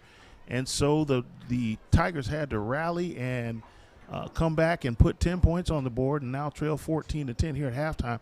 Not a lot of yardage to speak of for the Tigers offensively. Xavier Williams right now is like 1 for 10 for 2 yards, so we've got to get him going. The Tigers have to get him going and get that offense, that explosive offense, on track. Sejal Hickson, who has rushed now for 71 yards on the night, passing 1,000 yards for the season, has been the workhorse, and he went in to give us the lone touchdown, to give the Tigers the lone touchdown here in the first half. For the Braden River Pirates, Shockey Atreish is 7 of 14 for 68 yards, but the big play was the double pass that he threw to Robbie Gurker, who hit Carson Gouda for the 30-yard touchdown, and it gave them an edge there, and they now have a 14-10 lead. So it's not a lot of statistics here in the first half. There's just been a little battle of field position, some mistakes made, some penalties have been had, but looks like the Tigers will receive the ball in the second half, hopefully coming out with the same kind of energy and effort they did the last time they played the Pirates here and were able to put 27 straight points on the board. So they're looking to close out that way. Again, I want to thank all the fans here who visited and have talked to me about the broadcast, all my friends down at TNT Barbershop and LMA Academy, and we'll pass it on down to the field for halftime, continuing with Tom Porter. Hey guys, just getting a little technical difficulties worked out with old Chris Bustle in the trailer there. Guys, the first half of this game, not at all, I don't think what anybody expected. I don't think the Braden River coaches expected that first half. Braden River came out, punched us in the mouth, took it to us the first quarter, 14 points right away. We couldn't do anything offensively, defensively. Honestly, I never want to be down, but that's my favorite part of the game when you start seeing the coaches make adjustments. The one play where they brought the receivers in and then they ran the ball, got around the edge with Sejal Hickson with that speed. You really can see the difference in coaching in that second quarter, especially late in the second quarter. I believe it was 5 minutes left in the second quarter before we scored. 14-10 does not tell the story of this half, truly. Sometimes, we were talking about during the broadcast, sometimes you can get a little fancy, try to get a little too special, to put too many packages in there. And at the end of the day, you just got to line up and be better than the guy across from you. I'll tell you, Tom, the difference is even though we got behind, the defensive line has kept their running game from getting going. And, that is huge. If you're going to make a comeback, when you get down a little bit, you cannot let your opponent get the run game going. So as long as we keep them bottled up, they're going to be forced to pass. That's going to put us in a position to possibly get turnover, and the offense is starting to get into its rhythm. So I feel really good about the second half, when the guys get back out here, that we'll take control of this game. The defensive line, they did do a great job. Unfortunately, Braden River's obviously seen some kind of weakness in the middle of our secondary there, throwing those little 8, 9, 10-yard passes across the middle. They were very successful with those. And that kind of thing just hurts because that moves the chains and kind of keeps drives going. Stupid penalties, man. Coach Marino talks about aggressive penalties, and I understand what he means by that. We're trying to finish plays. We're trying to impose our will, and sometimes you get a little carried away. But we've had, I think, 2 illegal man downfield with a lineman, sloppy play, 1 late hit on the quarterback, really not necessary. Those are the kind of plays that will keep you from coming back. Once we tightened up those penalties, you started seeing, we were able to get some things done on offense. So, again, not the first half we expected, but, we finished strong. And last time we played Braden River this year, they scored 0 points in the second half. So we're capable of containing this team. And our offense scored 20, I believe, or 24, something like that in the second half. So we are definitely in this game. I think the fans at home are watching this and saying, okay, there's the Tigers. They finally were able to impose their will. So, yeah. You have something, what's happening at Palmetto High School you want to discuss tonight? We have lots of great things happening at Palmetto. We had the whole week was quite exciting, the buzz of the game coming on. We had a special guest with us tonight. Congressman Vern Buchanan did the coin toss. Everyone saw that in the beginning. He interacted with the players for a bit pregame and took a few pictures with the cheerleaders and the FFA, and really got to see all the great stuff we have going on here tonight for game night. But we had at 5, so their meet is actually, I believe, still happening, our swim team at the regional meet. So that started at 5 today. So if you're watching, good luck, guys. They were going to try to make it back for the end of the game. I'm not sure that's going to happen. And then cross country tomorrow, our boys team is running at the state meet tomorrow. And we also had a single runner make it. He's running also. So the cross country team is up in Pensacola? Tallahassee, excuse me, sorry. We have teams spread all over right now. So that's exciting. And we also have our new ACE our ACE spotlight for the month, our student Reagan Williams. So congratulations to her. Great young lady. She's one of our cheerleaders. And our staff spotlight ACE teacher of the month, I should say, is our social studies teacher, Heather Wallace. She's amazing as well. Do we have anything to add, Mr. Ackerman? I'd just like to give a shout out to our community as I drove in tonight to the game and drove over the bridge. I think every electronic sign coming into town had beat Braden River. So once again, a testament to the great community that we have here in Palmetto, and we really appreciate all the support that they give us. Thank you. I'll make a couple of quick announcements. We need to give a shout out to our athletic director who could not make it due to a family wedding commitment. So I know he's in Chicago and I know he's tuning in. So we wanted to give him a quick shout out and hope he's having a great time up there. Also, I have an email that one of our graduates, Alexis Love, who went to Murray State University on a track scholarship and was one of their top runners, is being inducted into the Murray State Hall of Fame. So we want to give her a hearty congratulations on that. It's always great when we hear about graduates that are being honored in that fashion. And so that's a great honor as well. I want to mention some of the things Carl mentioned there about the crowd. We have a tremendous crowd tonight, fantastic on both sides. It is a full house. Everybody's having a great time. I hope we have weather like this for the remaining playoff games.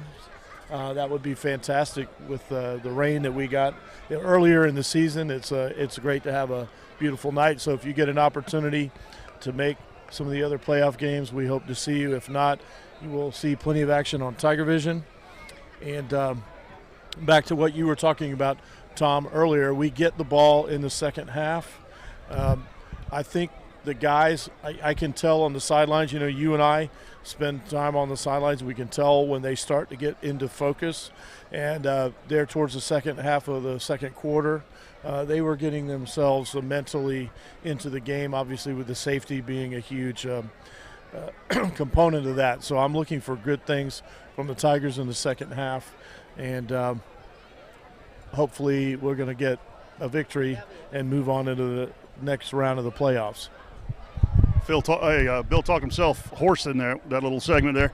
I'm just going to go back with what Carl, I want to call him Coach Ackerman, Principal Ackerman, was saying about the signs in town. And people don't realize what it means. As a former player at Palmetto, we didn't have quite that support back then. So for the kids to drive down the road and see the signs and see people cheering for them and see the response tonight at Palmetto, Braden River has a great atmosphere over there. They have a great field. They have a great fan base. They get good support. Manatee High School, you drive down Manatee Avenue, you see the signs. You see people supporting the Shake Pit, places like that are always supporting the local high school teams. And it's great that Palmetto's doing the same thing. It really does make a difference. It truly does. And part of it is you have to put a good product on the field. We're talking about football. We're in the first round of the playoffs, number 1 in the state. How many teams are we saying are in regionals or in state competitions, cross country? We had golf not too long ago. Palmetto has become that school that is perennially in the playoffs. Obviously, there's ups and downs with that. But we've become a team that people want to watch. We're a good show. A lot of it has to do, the community support has to do with the things, and I hate to keep beating a dead horse. There you go, boys. But Bill Britt and the Booster Club coming in and making the changes they did, TigerVision being a big part of that, the coaching staff, Coach Marino, all these guys sticking together, it's really helped. Coach Ackerman again, Coach Ackerman, Principal Ackerman here, helping create just an awesome atmosphere for these kids. And yeah, man, we've come a long way. We really have, and I feel like we're on the edge of even greater things. So, the second half of this game, you can only hope that we can start the second half the way we finished the first half, and that's Braden River on their heels, not giving up big plays, stupid plays, and being aggressive, running the ball, and just play Tiger football. At the end of that half, you saw us running kids over, not us. Sajal Hickson lowering the boom and knocking some kids over and really, imposing his will on that defense, and we want to continue and see more of that. So, yeah, as you can see now, the Braden River team is coming back out on the field, getting ready. A better game than any of us really expected. Interesting to see. We missed that field goal pretty bad at the end of the half. He wasn't even really close. He's been a great kicker for us. And I see Coach Robbie Stevenson walking across the field with him right now, trying to keep his head up. In pregame, he's hitting them from 40, 50 yards, So hopefully he gets squared away, doesn't remember that, has a short memory. He's able to come in and put some points on the board here in the second half for us. So that's pretty much all we got here at halftime, guys. So stay tuned. I'm sure, some games we're up and there's a running clock in the second half and the viewership drops. I have a feeling tonight's not going to be that way. We might have more viewers as the text messages and Facebook messages start going out. I think we're going to have a spike in our numbers and people are really going to be checking us out and see what's going on over here in Palmetto. So here's to a good second half.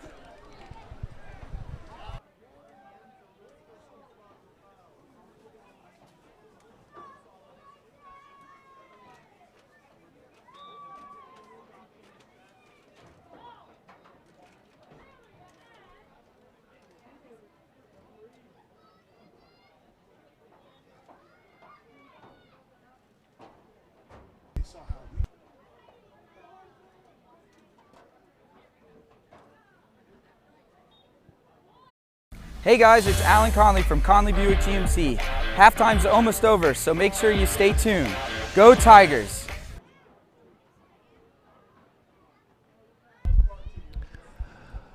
Welcome back to Tiger Vision as presented by Conley Buick GMC. I'm Brian Varnador, and what a tale of two different quarters there. The Palmetto Tigers trailed in this one 14-0 at the second quarter mark, and things were looking grim there. And then got a safety and came out of that, and then a touchdown, went for two, converted. And one thing we've seen in this at the close of the half, you could really see the offensive line starting to force their will, and Sajal Hickson, now over 1,000 yards, really started to show that he is a very dynamic ball carrier for those Tigers. Yeah, no doubt, Brian and Kenny. We're down 4, but it could have been a lot worse. And we can thank the defense for keeping us in this game and giving the offense an opportunity on that safety to come back with a great return by Jonte Wester and give them a short field to score on. We have really just really been out of rhythm offensively. A lot more penalties than what we're used to seeing. Illegal linemen downfield, just a lot of false starts, just everything that you can't do in a game of this magnitude, a playoff game against a very good Braden River team who's going to take advantage of your mistakes. So, we don't end the half the way we wanted to. Raphael misses his field goal attempt, one of just very few this year that I can remember. It's a lot of wind out there, but he does pull the ball a little bit to the right. But I think that is so important for us to come out here offensively in the second half. We know we're going to get the ball most likely with the way that Braden River just pooches the kick. We're going to have decent field position, but we've got to take advantage of it, and we just got to quit making those really costly mistakes, Kenny. Yes, and need to come out with the offense getting this ball and just taking it down much like we did 6 weeks ago. One thing about this Braden River team, they have struggled at the end of the game. They get wore down. Last week against Clearwater International Academy, they are winning that game 28-14. 7 minutes left in the game. Clearwater scores, they get the ball back, and then they ran it down their throat the last 4 minutes of the game. 30 seconds left, they run it in for the score and win. So come out strong, keep running the ball like we have, and basically do what we did to them the second half last year and just put this game away. Yeah, and that's why it's so important to keep Sajal Hickson in this ball game. He is such a hammer. We have said this, we've talked about this time and time again, that after a while you don't want to tackle Sajal Hickson, especially a corner, and even some of these linebackers that come over. He is such a hammer, and we just didn't use him as much as I think we should have that first half. I know that the coach is coming here with a game plan. I think just by looking at the defensive coverages that we saw from Braden River, they're expecting us to pass. We bit into that, and I think we really have a good opportunity to have a great running attack if they continue with that defensive coverage. Yeah, I think you'll probably see both teams switch up, because what Braden River did, they had 3 on the line of scrimmage there, and then they had 8 dropping back in coverage. Very hard to throw the ball against that formation. Very easy, much easier to run the ball against a 3-man front. So it'll be interesting to see the chess match. You might guess, Coach Bradley over there is going to guess the Palmetto Tigers are going to come out and changing things up, and then inversely, the Palmetto Tigers are sitting there thinking, okay, well, here's how we're going to change things up. So we'll see how the halftime adjustments go. And one thing you've seen here in this FHSAA game, the quality of the position here, the players, and then the quality of the coaching staff is, for these teams and the adjustments they make is pretty impressive as you get to the playoffs. Let me tell you, Braden River, that coaching staff, they have done an awesome job coming out here and attacking this Tiger team. Obviously, they had changed some things, and it worked for them, and we helped them with their game plan. Unfortunately, we gave them a short field on that second touchdown with the debacle of a punt that we tried to pull off. So just coming out and playing Tiger ball, we don't have to get fancy. We can do damage with these players that we have. If you think about it, Kobe Mays doesn't have a catch yet. I don't believe, does Jonte even have one? I know Bubba doesn't, but we haven't really even hit the skilled players. So if we can get the running game going, that's going to open up Kenny. We know that. Absolutely. Absolutely. So let's see what happens.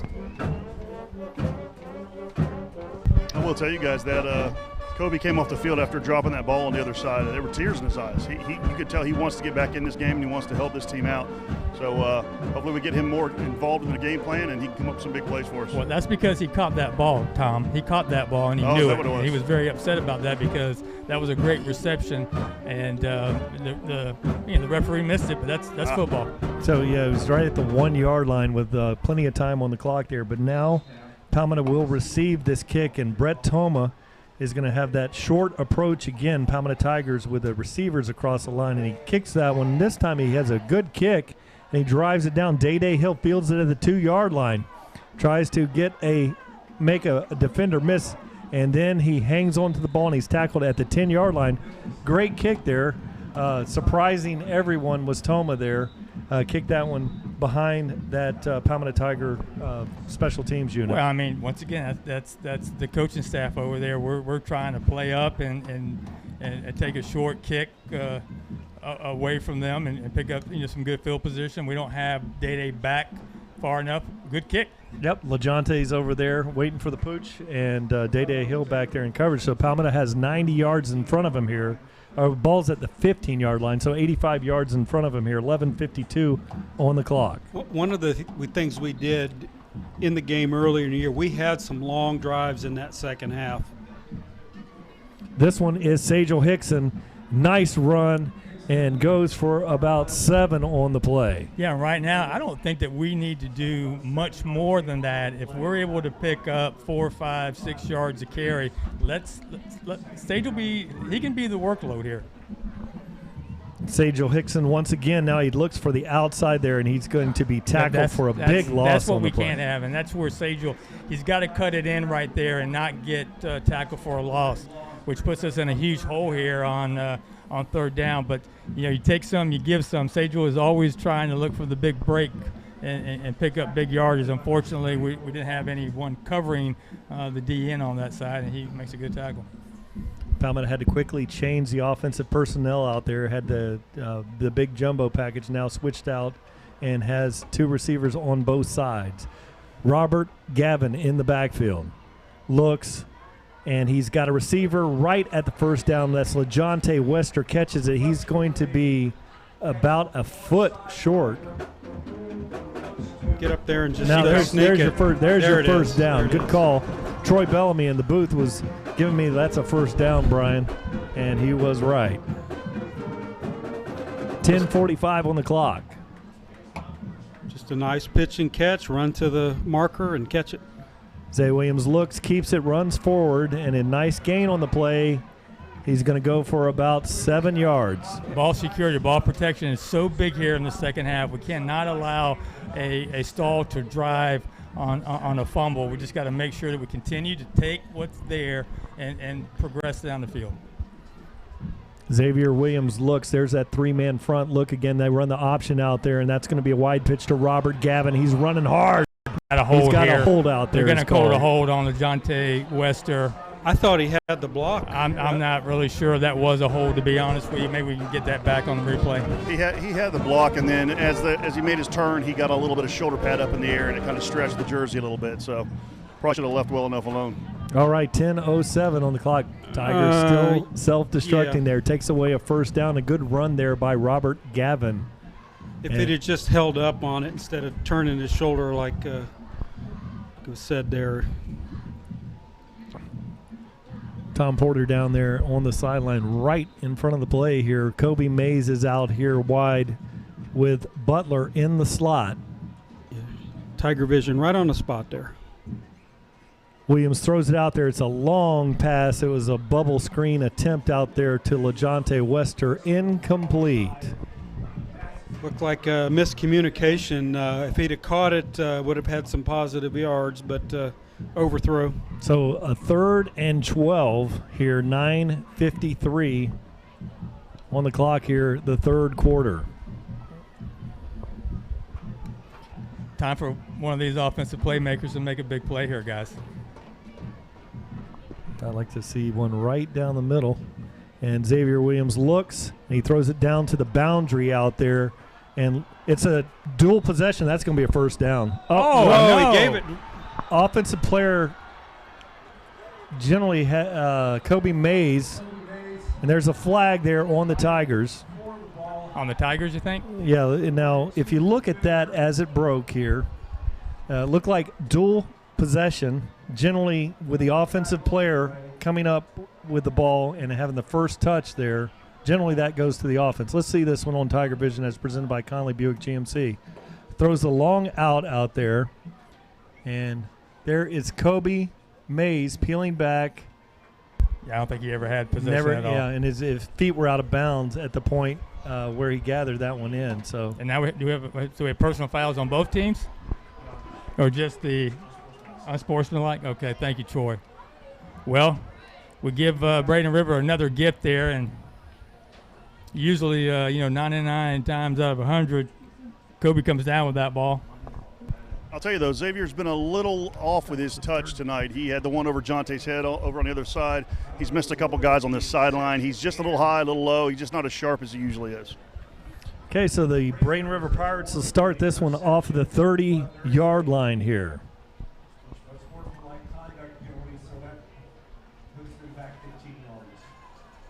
So he throws the quick hitter out there. Big hit, ball's out. And he's going to say that there was not the completion of the catch there. 13 was Carson Gouda, and he was just blasted out there. And I think that was Ellison Bradley, I believe. Bradley, Let's see. number 9, coming up from the free safety.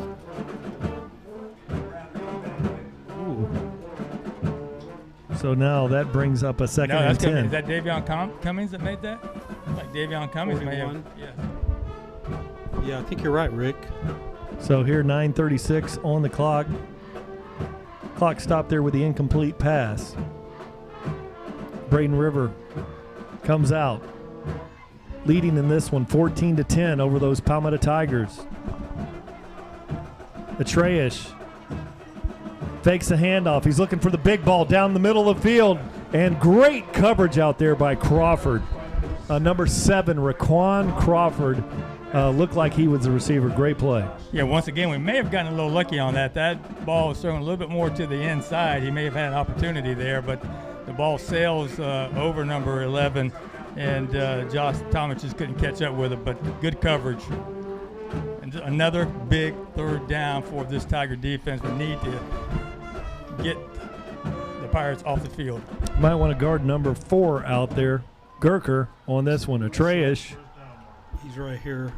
Yep, look for him running that deep out to the marker. You have out number 11 there, which is Josh Thomas, is going to drive him off that sideline. They're probably going to throw that deep out underneath there. It's one of the options. Atreus looks, and he's got it middle of the field, and wide open receiver. Got it for the first down. There's going to be holding on. There's holding on that offense. They were holding Kevion Williams all day. Yeah. So that's going to be a big flag. Yeah. Personal foul. It's the Tigers. Now that one was in the backfield back there. Floyd Dozier Jr. thought he was held on that one, and then there's a roughing the passer to be added on to that one. Wow. So what a break. That's terrible. I tell you guys, that was an obvious hold. I thought that was a good call. So 9 minutes, 20 seconds on the clock. Braden River now knocking on the door again. The ball is spotted at the 26-yard line. Another big third down conversion in this one for the Pirates.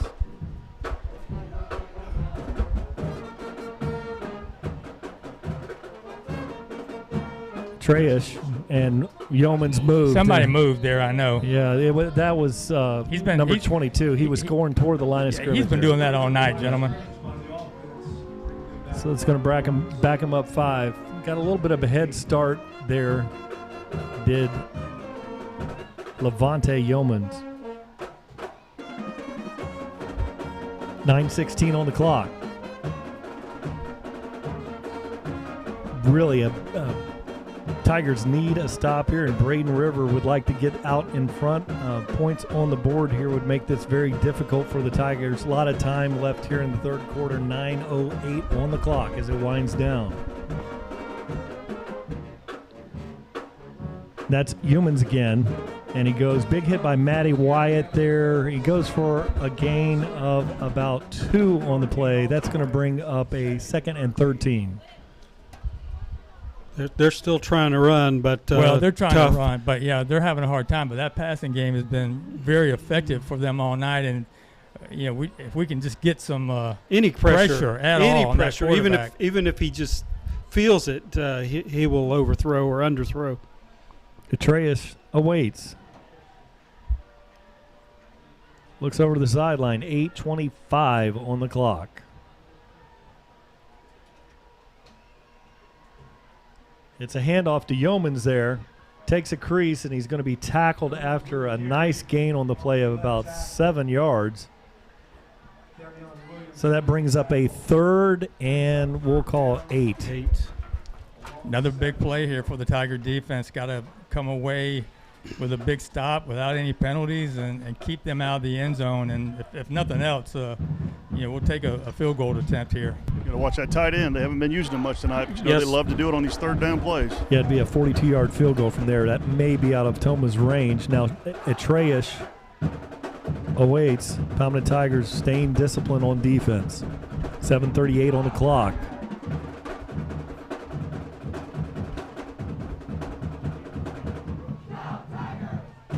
Rolling up some heavy pressure here. Picked up very nicely by the Pirates. That ball's incomplete. And that flag. looked like good coverage out there, and that was Gurker out there, and number 7, Raquan Crawford, breaking on the ball there. And there's the interference call. That is another first down. How you call that penalty after our receiver got ran into on the other end of the field in the second quarter is ridiculous. He's standing right behind him. He's got his arm around it but not touching him. Terrible call. Horrible call. That one's right in front of Tom Porter. 7:23 on the clock. Braden River now in the red zone.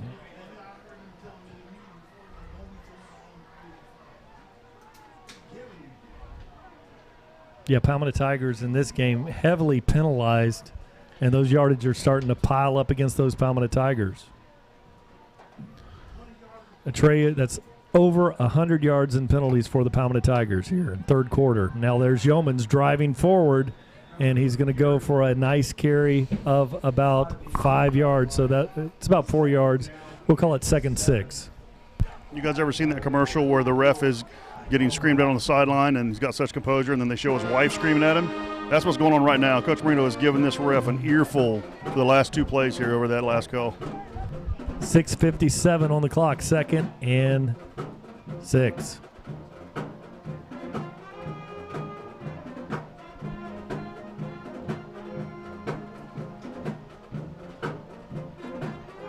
Big Levante Yeomans is in the backfield, and it goes out of there. Now it's thrown by a Trayish wide open receiver, and it's Gurker, and it's 6.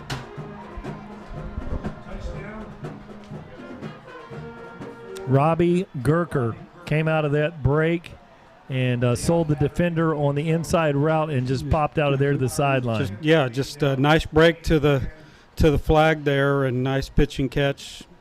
Easy touchdown. Perfect throw there. So now with 6:33, it's 20 to 10. The Pirates are leading in this one. Brett Toma, good snap. Kick is up, and it is good. So with 6:33 here in the third quarter, the Braden River Pirates lead 21 to 10. Just we talk about this all the time. You got to deal with adversity here, and regardless of what we think about the calls and what these players think about, the what ifs, we've got to come out here and play football. And offensively, we cannot continue to sputter. So hopefully they can come out here and put some points on the board, because we just have not been in this game offensively all night, guys. And we've got to break through here, and these playmakers have to start doing something to get this game in check. Yeah, absolutely. Here, it's going to be interesting to see how they do the kickoff again here. See if they're going to kick it short or kick it deep again. And Brett Toma's out there, very short approach. See, we got Bubba back here this time. Adravian Bubba Butler back there to receive this deep. Very short approach. LeJonte Wester awaits the chip shot. And that's going to be Adravian Butler. He has the ball at the 10-yard line. Going forward, creases him, and he's still going. And there's a block in the back, and that's going to be another penalty on the Palmetto Tigers. We're just killing ourselves. It seems like always at the appropriate time when they need a break, or we make a great play, or right after a great play, we shoot ourselves in the foot, and it's been nonstop all night. So the Tigers with excellent return there. Ball was all the way up to the 37-yard line. It's going to be backing that one up. Right there. And that back, that Pirate player is right in front of him, showing him his back. It's not a hard call to make, and you just can't touch him. Taking the tackle there is not that bad. Now to get backed up 10 yards because of something that is avoidable. I know the speed of the game and emotions are high, but we just are not helping ourselves at all, and we continue to just sputter all over the place. Yeah, this is the 12th week of the season. You should have these kinks worked out.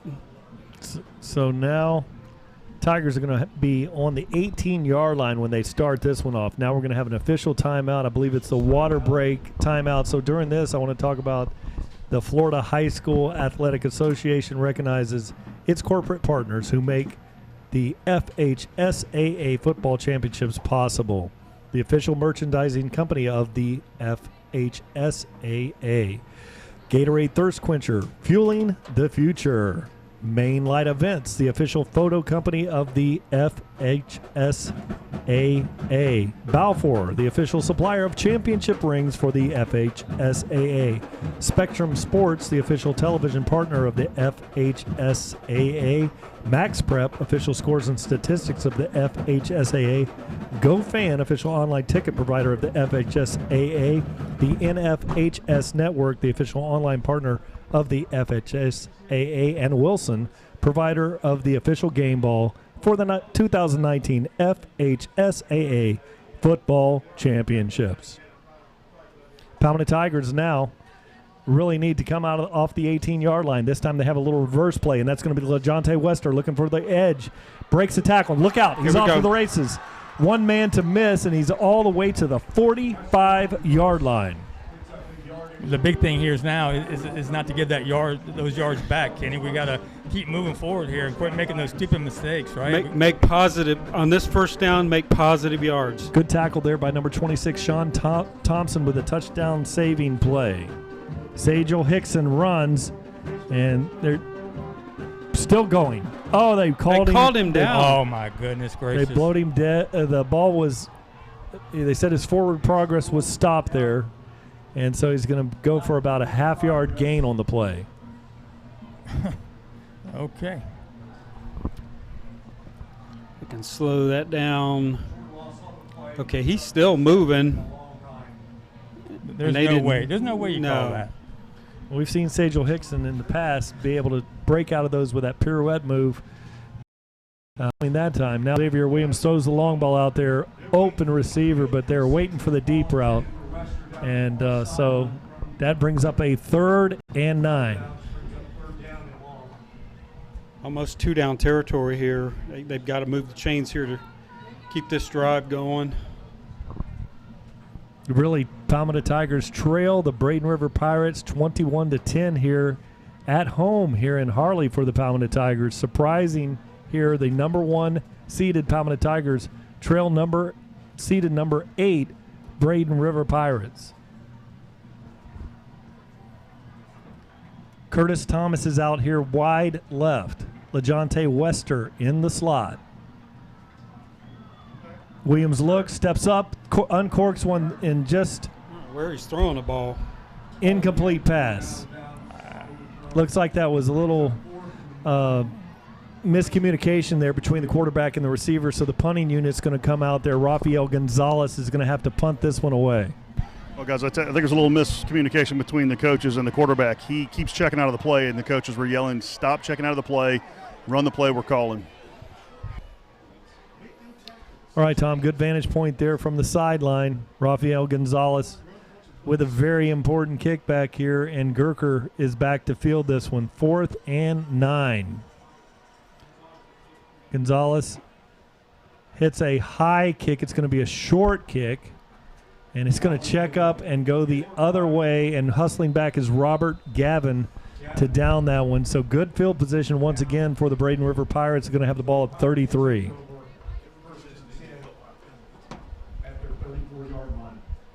Not much more to say here. Defensively, we have to get off the field, and we're going to have to control these penalties and quit making those mistakes. Even though we don't believe that they were penalties, we've got to know this is what the ref is calling. We've got to try to make some clean plays here and get off the field. Yeah, 5:42 on the clock. Braden River Pirates at this point in control of the game, 21-10. A lot of time left here in the second half.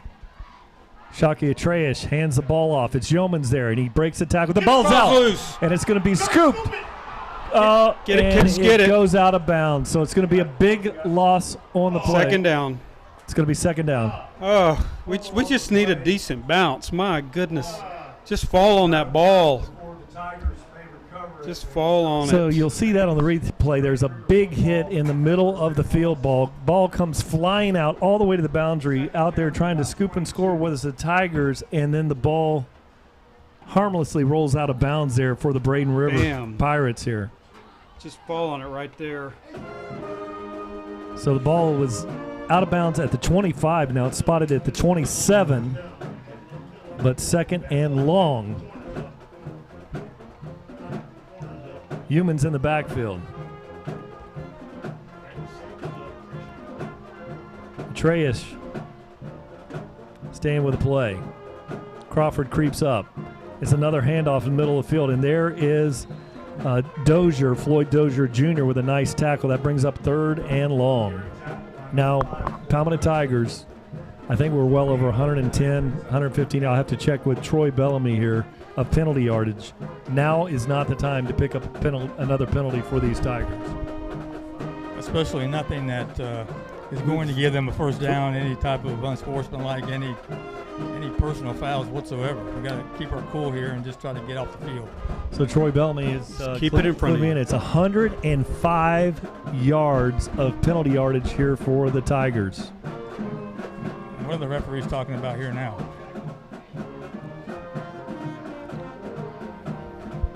Oh, he's gimping.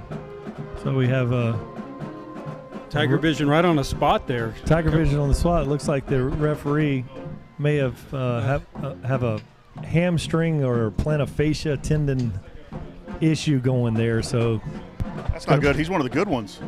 He hasn't called any penalties. And the timekeeper is I don't know. Do they flip flop spots?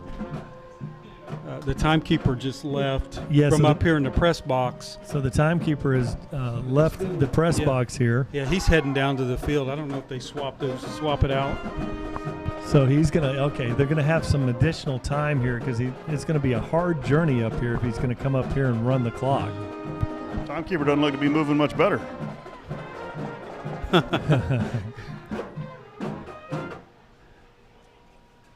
So plenty of time for the Palmetto Tigers to think this one over. It is third, and we will call it 10. I call it about 25 yards. Third and 25 here for the Pirates. Yeah, this is one where you just got the safeties and the DBs have to keep it in front of you and just don't let them get the first down. And no penalties. No penalties. All the above, Kenny. All the above, right? I mean, and just, we'll get the ball back. You know, we have a lot of time left in this game, and we just have to get a spark from someone. I thought we almost had it there on that fumble by Braden River, but we just couldn't capitalize on that. Either. That's been the story of tonight, right? This has been right out of our control, and we just have to stay focused on the fact this is it tonight. How bad do you want it? How bad do you want this game? How bad do you want to go to next week and play football? Because for these seniors, this is it. So these seniors, they got to step up and take control of this. So during this break, the FHSAA is now on Facebook, Twitter, Instagram, and Snapchat. Tweet us, like us, and tag us on your social media platforms by searching for FHSAA. Keep up with teams and people who strive to make high school football athletics in the state of Florida the best. Be a fan of it all by following us on social media at FHSAA.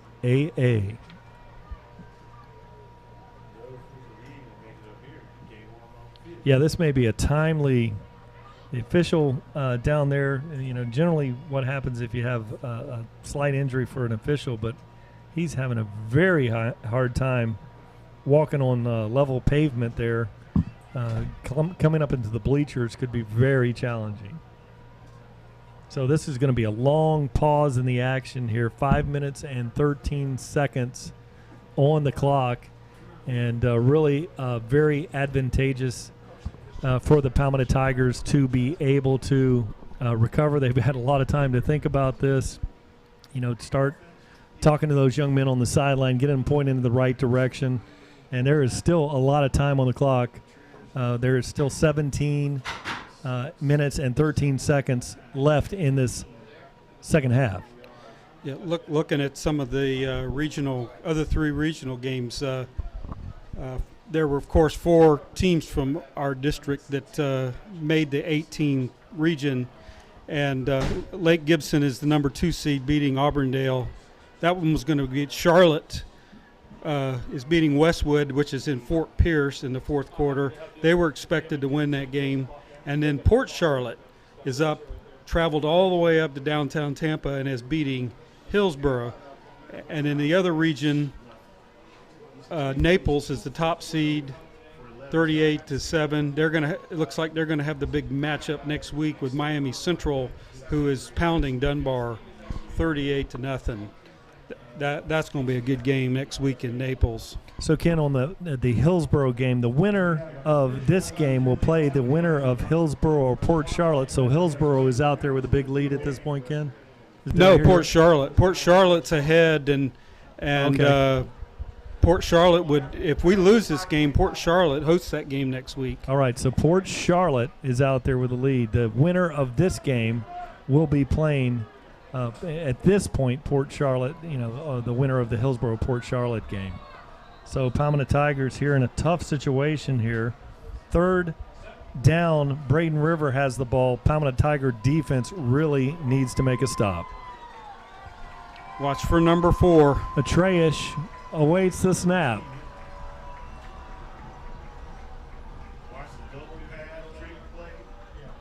.5:25 on the clock here. Palmetto playing a very safe coverage out there. Atreus just throws it out there to Gerker, and he's tackled immediately there by Davion Cummings. So good play by Davion to make the sure tackle over there on the very dangerous Robbie Gerker. Yeah, and hopefully we can pick up a little field position here. Jonte setting up on about his own 40, 35, but if we can get something decent, maybe we can get the offense moving here and pick up a touchdown here as we come to the end of the third quarter here, about 4:49 left in this third quarter. There's a kick. It's a low kick, and it's going to go out of bounds. Kicking away from LaJonte Wester. Palmetto Tigers with good field position to have the ball at the 32-yard line. Guys, I'll tell you, tonight's weather has been absolutely gorgeous.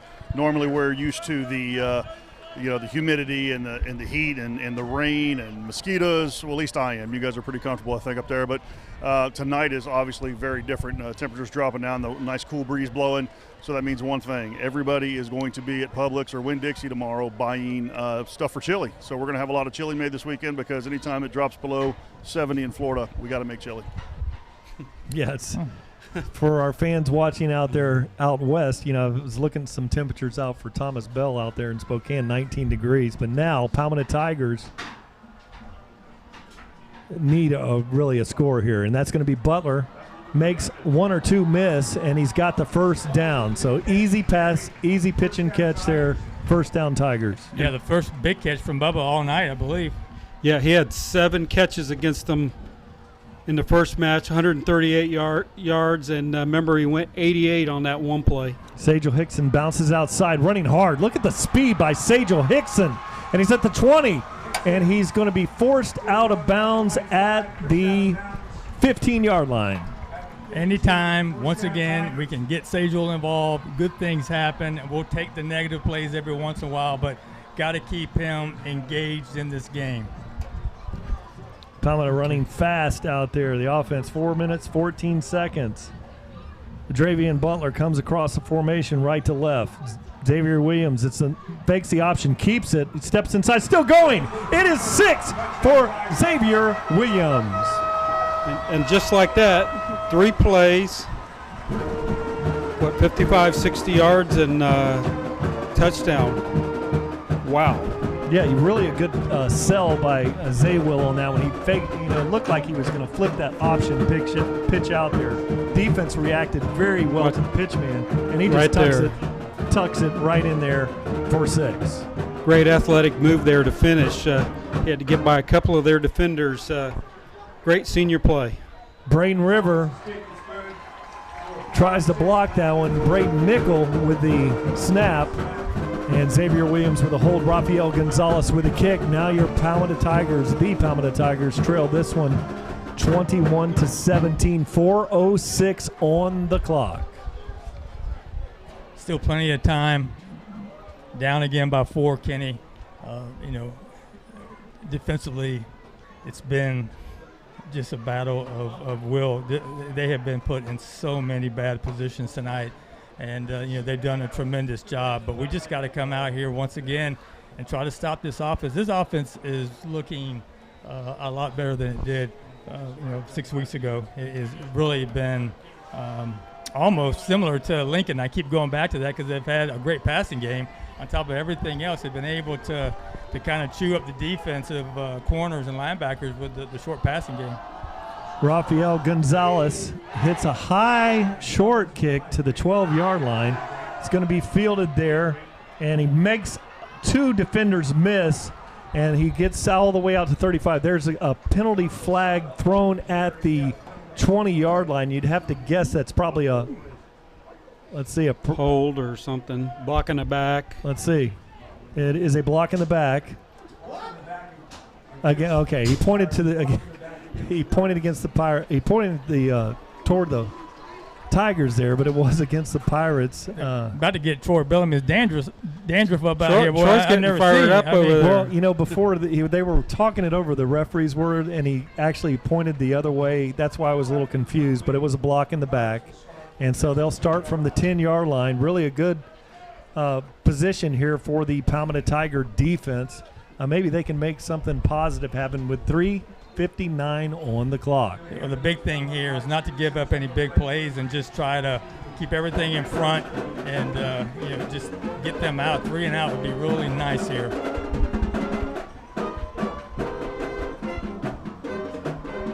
And their success is their receiver right there. And then Connor Lasarda pulls out of here wide, and he fakes it, and he's looking for the long ball, and he almost a great catch there by Gurker, and there's a late flag. I think they're going to call a face mask on that, guys. So what he's saying there on is our guy? It's going to be a face against us. Okay. As he went to catch the ball, it looked like he kind of got a face mask and pulled his head back. Okay, let's look at that one on the replay. And Tom had a pretty good look at that and said it looked like he got a hold of the face mask, but the ball was already incomplete. So another tough call.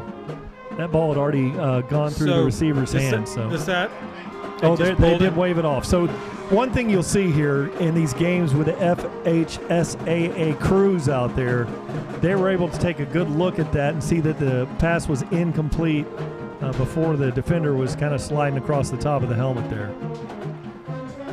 I often wonder if they take a peek up there at the screen with a replay going. Well, they added the penalty. They added the penalty 15 yards. So they just basically get a 15-yard gain. Yeah, 15. It's a first down, 15-yard gain. So they did not waive the penalty off. It's in high school, it's a 15-yarder.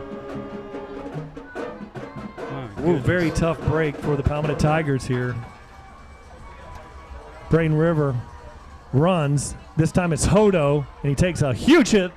And ball nearly came out of there, but it was about a 5-yard gain on the play.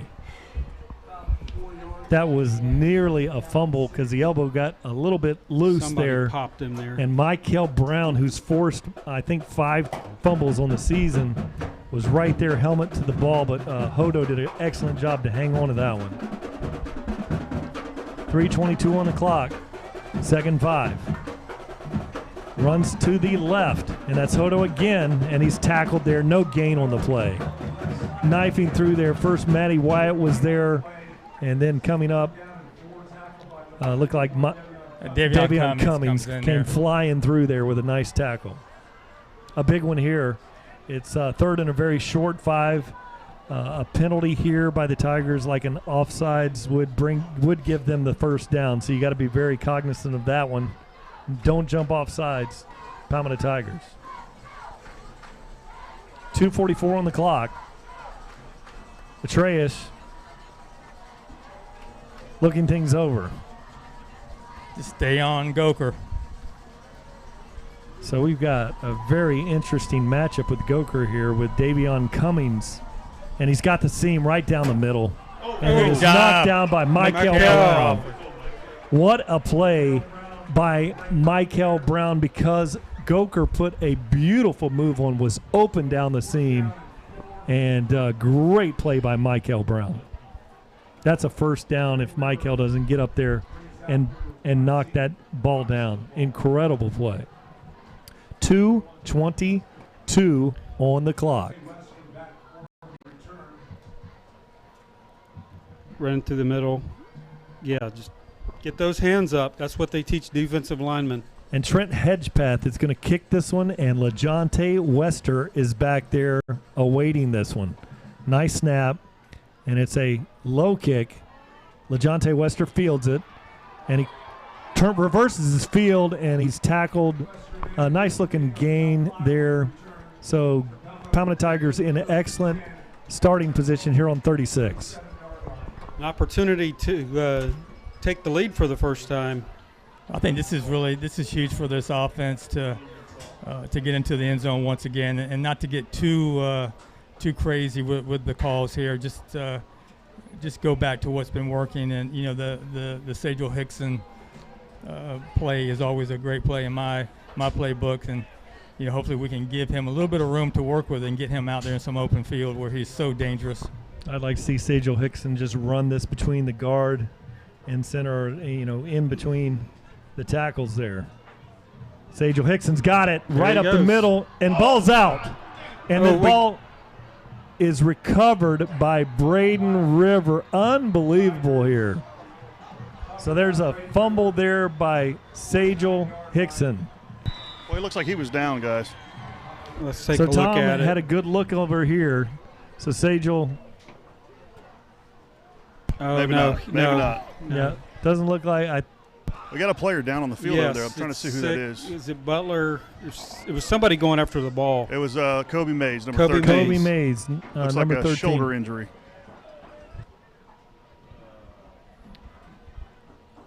Yeah, it looks like he got a stinger on that one, hopefully. So just trying to dive in there and gather that loose ball was Kobe Mays. And it looks like he's probably going to be okay. I think we've all had those. No feeling in your arm. It feels like your arm's asleep, and it's very painful. But a tough break for the Palmetto Tigers. 2:02 on the clock, and the adventure continues here.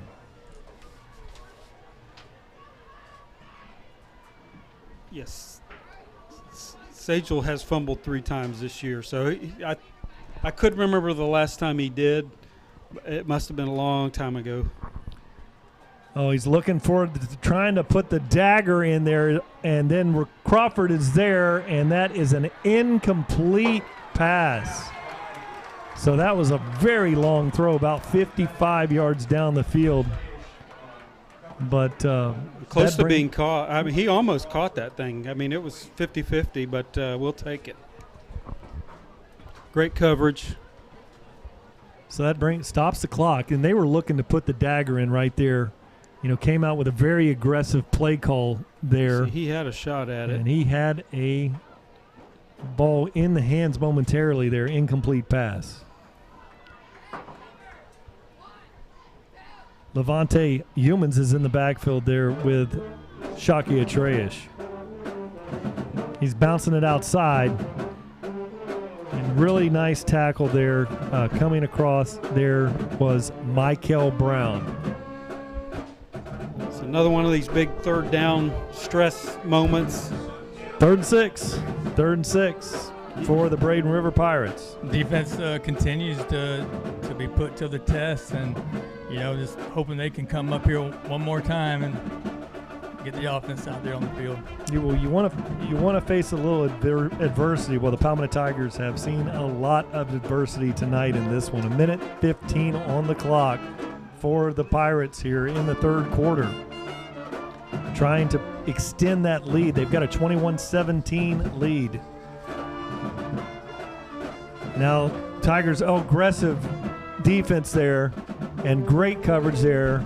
And really the pressure there by Kevion Williams is what made that play. Number 11 in the backfield there. It really was the reason why they didn't make a connection there, because there was a little bit of separation there by number 13 for the Pirates, Carson Goda, and Davion had good coverage, but a good pass is going to is connect there. So once again, another nice job by the defense. Good job, Kavion Williams. Let's see if we can let's see if we can do something here with 56 seconds left in the third quarter. Number 15, Trent Hedgepath, is going to go kick this one to Wester. You know, Wester breaks about 1 out of every 5 returns for touchdowns. Let's see if he can get one here. And that one is angling toward the sideline. Jonte Wester picks it up. Good tackle there. But he pinned him in on that sideline. Nowhere to go. Ball's at the 12-yard line. Palmetto Tigers, 47 seconds remaining here in the third quarter with the ball. Yeah, and the Pirates have been just excellent on the punt team, buddy. They have come down there and they have made great tackles on a very difficult runner to tackle open field on, and they have, for the most part, they've kept Jonte in check. They certainly have. He's burned them enough times and had enough called back against them. They're doing the angle and the corner kicks here to limit what he can do and keep his field short. So Palmetto Tigers not in a hurry here. Xavier Williams hands that one off, and that is going to be Sajel Hickson. Maintains his balance, goes for a gain on the play. Looked like about a 4-yard gain on the play. Well, they're going to the ball comes out again and actually rolls out of bounds on Sajel, but they called him down, so it didn't really matter. But he looks like he got a little shaken up on that play. We also got a Braden River and a Palmetto player. Right, we got Sajel down, and also number 21 Jordan Carter for the Pirates, and he has not moved much. He looks like he's in some serious pain. He did lose the ball. Sajel Hickson had that hand injury. Obviously could be part of this fumble issue he's had these last couple of plays. So that was number 21 Jordan Carter over there. Both of them on the instant replay. So now it is a 2nd and 8 with 29 seconds on the clock. They're working on Sajel Hickson over there. Let's hope, he did put that hand down and pushed off of that hand, the offhand there. And, we know he's had some hand issues there. So, and Coach Marino and I talked about that. He said it when he initially did it. It made him think with the injury. It made him actually overcompensate to be more cognizant. Hey, I got to hold on to it because my hand's not 100%. But to have to put all that weight down on the field like that, if that's the hand we're talking about, very painful. Guys, it looks like Sajel might have had the wind knocked out of him. They were feeling for broken ribs or something along those lines, but looks like it may have just had the wind knocked out of him pretty hard there. Micah Matthews, he was a heck of a linebacker in his day here. That's very good news there from Tom Porter on the sideline. Thank you for that sideline report, Tom. You're welcome. What's the energy like over on that Palmetto bench? Trailing in this one by 4 points. What's the feel over there? Energy's been pretty good the second half here. Obviously, with the possible injury to Sajel, everybody was kind of like took a breath there. But no, energy's up. Coaches are coaching. Everything is looking good. It's a positive vibe over here. All right, Tom, and one thing you'll see now with the replacement, Robert Gavin, number 25. He's a very hard north and south downhill runner. Very effective runner. He's also very good in pass protection, and he's lined up in the slot back there. Xavier Williams looks, and he has Robert Gavin down the sideline covered there, and incomplete. Just not a good play there. Not a good attempt for Zay on that one. He was covered up, no separation whatsoever, and we just got to make some better decisions. In the passing game. Braden River is doing a really good job on coverage, and they are taking away the passing game and just daring us to run the ball, and we just have not been able to take advantage of it as much as we would like. But the passing game is struggling. We got Kobe Mays back in the game here for this third and long. Sagel's back it's going to be very difficult to pass when there's 8 back there defending on the back side of the defense there. Now Williams looks. Now he throws it out there looking for a receiver, and he's got LaJonte Wester. Look out. He is gone. Great speed by LaJonte Wester. Perfect throw. Oh, that was nice. Oh, we've been needing that all night. Right. Hopefully they they don't celebrate too much. Got to kick this extra point. Yeah, I'm looking at that, and I'm seeing 88 from the line of scrimmage there. So that looks like an 85-yard. From my vantage point, I was thinking 85. Hey, Troy, what did you get there? Yes, Troy's going to verify that, and he's right. It's 85 yards. Great work from the box up here. So an 85-yard down strike from Xavier Williams to LaJonte Wester. Now, Braden Nickel fires it back there. And we take the lead for the very first time tonight, gentlemen.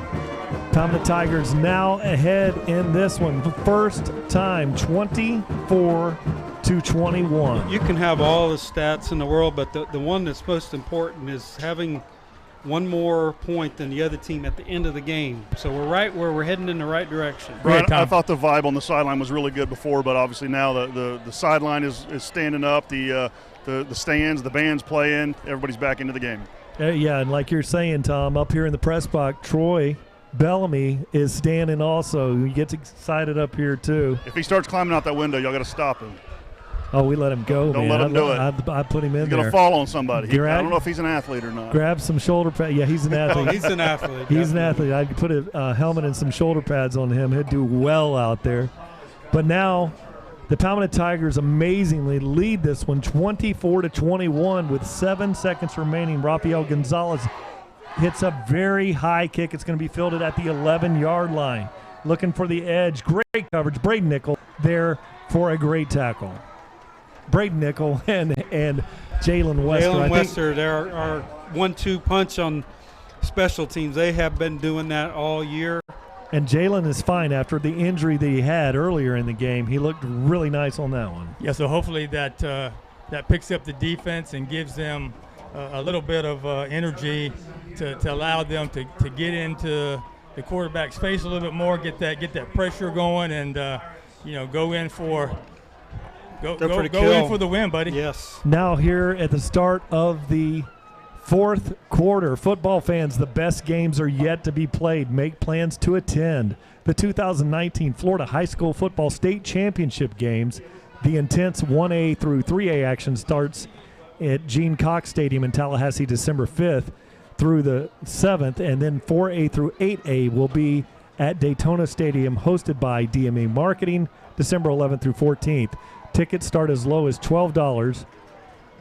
Come out and watch the best in Florida high school football play. Visit the FHSAA website at fhsaa.org for more information. 12 minutes on the clock. Braden River has the ball, looks out, bubble, and it's picked off! Incomplete pass. And that was Crawford had jumped that route, and that was a sure pick six. Just catch the ball. My goodness, what a great play. Just finish. Oh, my. Oh, goodness. You got to catch it first. Good. And then run. Tom? I'm sure they would have called a penalty on that if we would have caught it. All right, Tom. For jumping the route, yes. You're not allowed to do that. Day Hill's over here in coverage. Now here's Robbie Gerker, covered by Michael Brown, a linebacker out there. Well, that's not Gerker. That's number 7. I'm looking through that terrible frosted glass here at Harley Stadium. Right here. I think he's right there. Thank you. I'll look at that on the TigerVision monitor. Shockey looks, steps up. Good pass rush. He keeps his eyes down the field. He's got a big run, and he's going to be tackled after the first down there. So good play by Shockey Atreus. Well, he took exactly what we gave him. The middle was wide open. He was able to scoot through there for some big yards, and we know that he's athletic even though he doesn't run very often. We know he has the ability to do so, so good play. Yeah, good play by the quarterback. 11:35 on the clock. Shockey Atreus looks things over. He's got 2 receivers on both sides of the formation, 3 receivers on the right side of the formation. Day Hill out here in lockdown coverage. And this time he steps up again, and he's got another crease. And then he takes a big hit there. He's going to be about a yard short. Yeah, so we've got to take that away, obviously. That's 2 times in a row, big yardage by this big athletic quarterback for Braden River. We cannot just continue to leave that open. I know we're trying to cover these receivers downfield and take away the slant route and the short routes, just like Braden River's trying to do to us, but we're giving him way too much middle, wide open. It's wide open. There's nothing there. So now that brings up a 2nd and 1 yard. And that's going to be Yeomans. He bounces that one off. Good tackle there, and he's going to be short. We had a great look at that, and that is Ellison Bradley there, the senior, coming up, making a great play out of his free safety position. 3rd one still. A stop would be really good right now. Now, one thing that Braden River over the years is very good at in 3rd and short situations, watch those line calls while the offensive linemen there. They'll be pointing and they're very effective at drawing teams off sides. So 10:07 on the clock. Shockey Atreus, Palmetto Tigers in a very aggressive front, now backing out Blitz. of there, and it's blitz, and nearly he throws the long ball down there. It's going to be he pushed off and no call.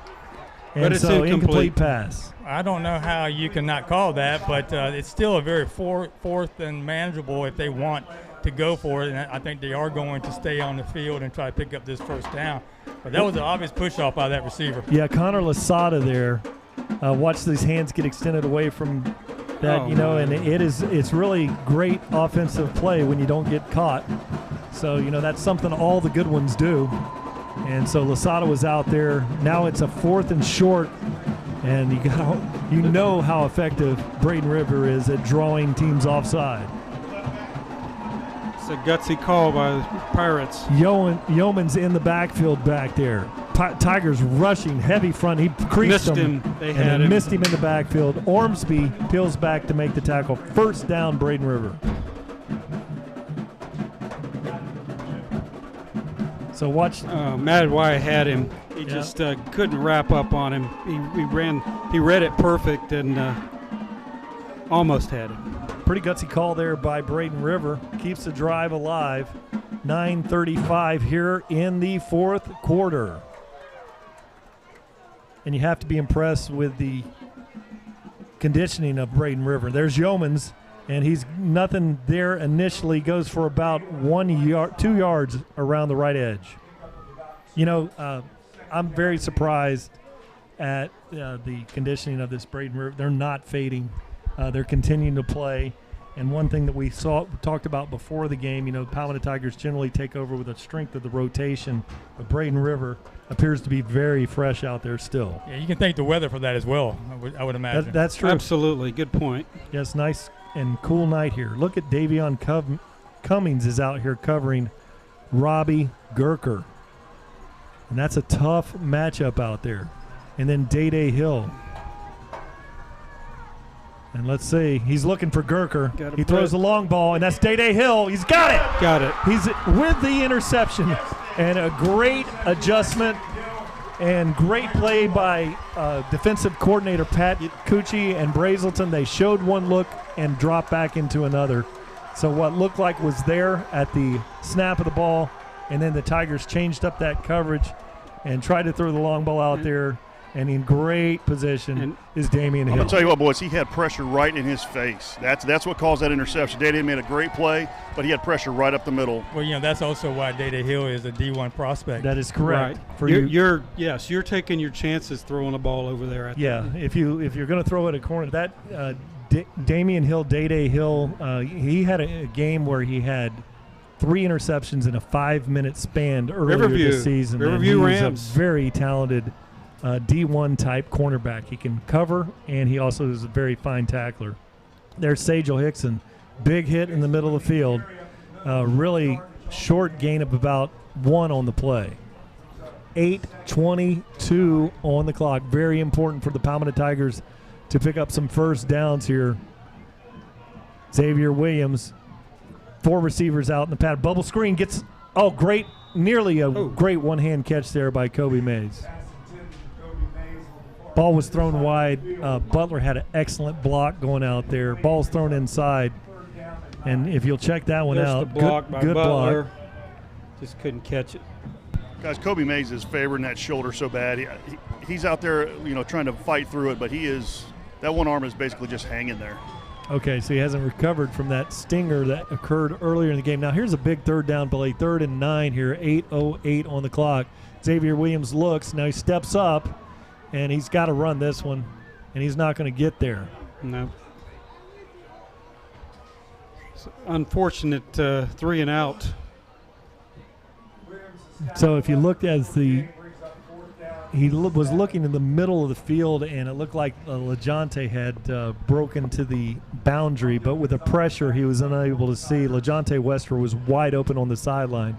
7:40 on the clock here. Another punting situation for Rafael Gonzalez, and it's the sure-handed Robbie Gerker back there to field this one.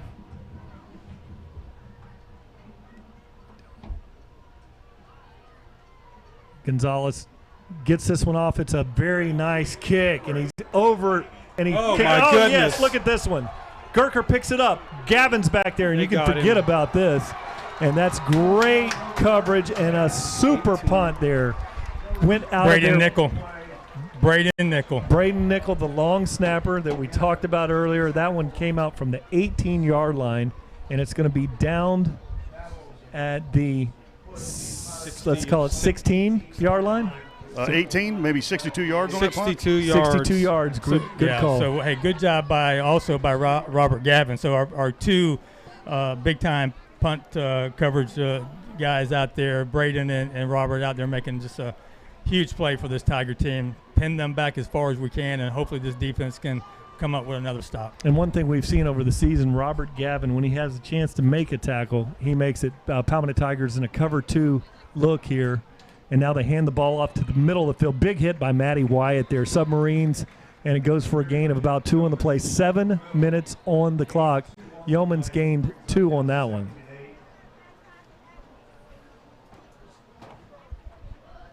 And the clock has stopped here, which there is let's see what we 7:01. We have what do we? What, sideline warning on Palmetto? Is that what we have there? Stops the clock.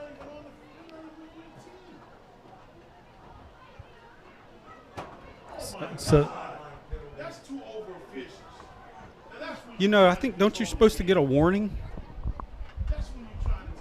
This isn't a sideline warning. This is someone on the sideline yelled at the ref, and he called a 15-yard penalty on us. Okay, so and they're pointing to somebody outside. It's not a of player. It's just somebody on the sideline. Somebody over on the other side of the 30-yard line or 20. So that was a personal foul called on someone. On a civilian. On a civilian. A civilian standing on the sideline said something the ref didn't like, so that's 15 yards. All right. Wow, that is a gift. A gift there for Braden River. Just very unfortunate for the Tigers. 6:59 on the clock, and it also stopped the clock for quite a bit. Yeoman's runs, and a nice gain on the play. Matty Wyatt on the tackle along with Ellison Bradley and Michael Brown. Brings up a second 6:40 on the clock.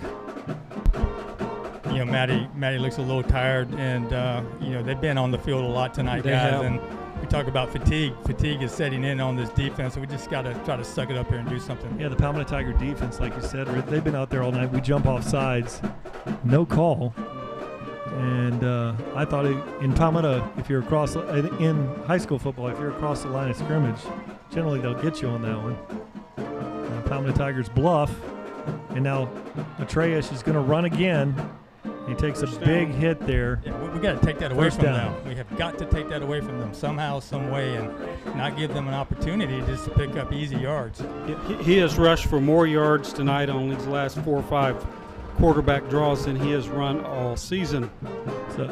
So there is your water break here in the fourth quarter. 6:05 on the clock. Palmetto Tigers hanging on to a tenuous 24-21 point lead.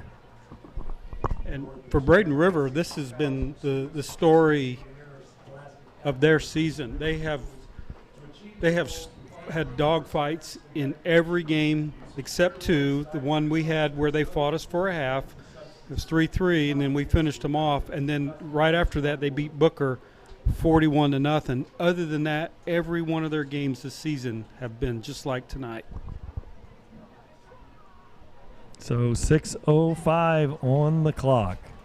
Braden River with a 1st and 10. Ball is on the just past the 45-yard line. And we're asking this defense to do it one more time for us. And they have the Palmetto High defense has been out there all night, starting to wear down a bit.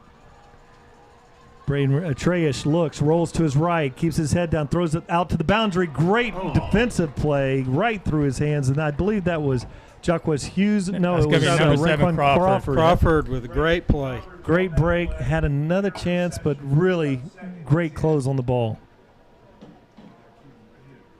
Guys, I got to correct myself real quick. I just got an update that says from a buddy of mine, Greg Bolden, said Troy Bellamy was one of the best basketball players ever in Sarasota County. That is I witnessed correct. it. Yes, true statement. That's right. Well, that was a fact. Troy doesn't have the earpiece in. We'll talk about that in a sec.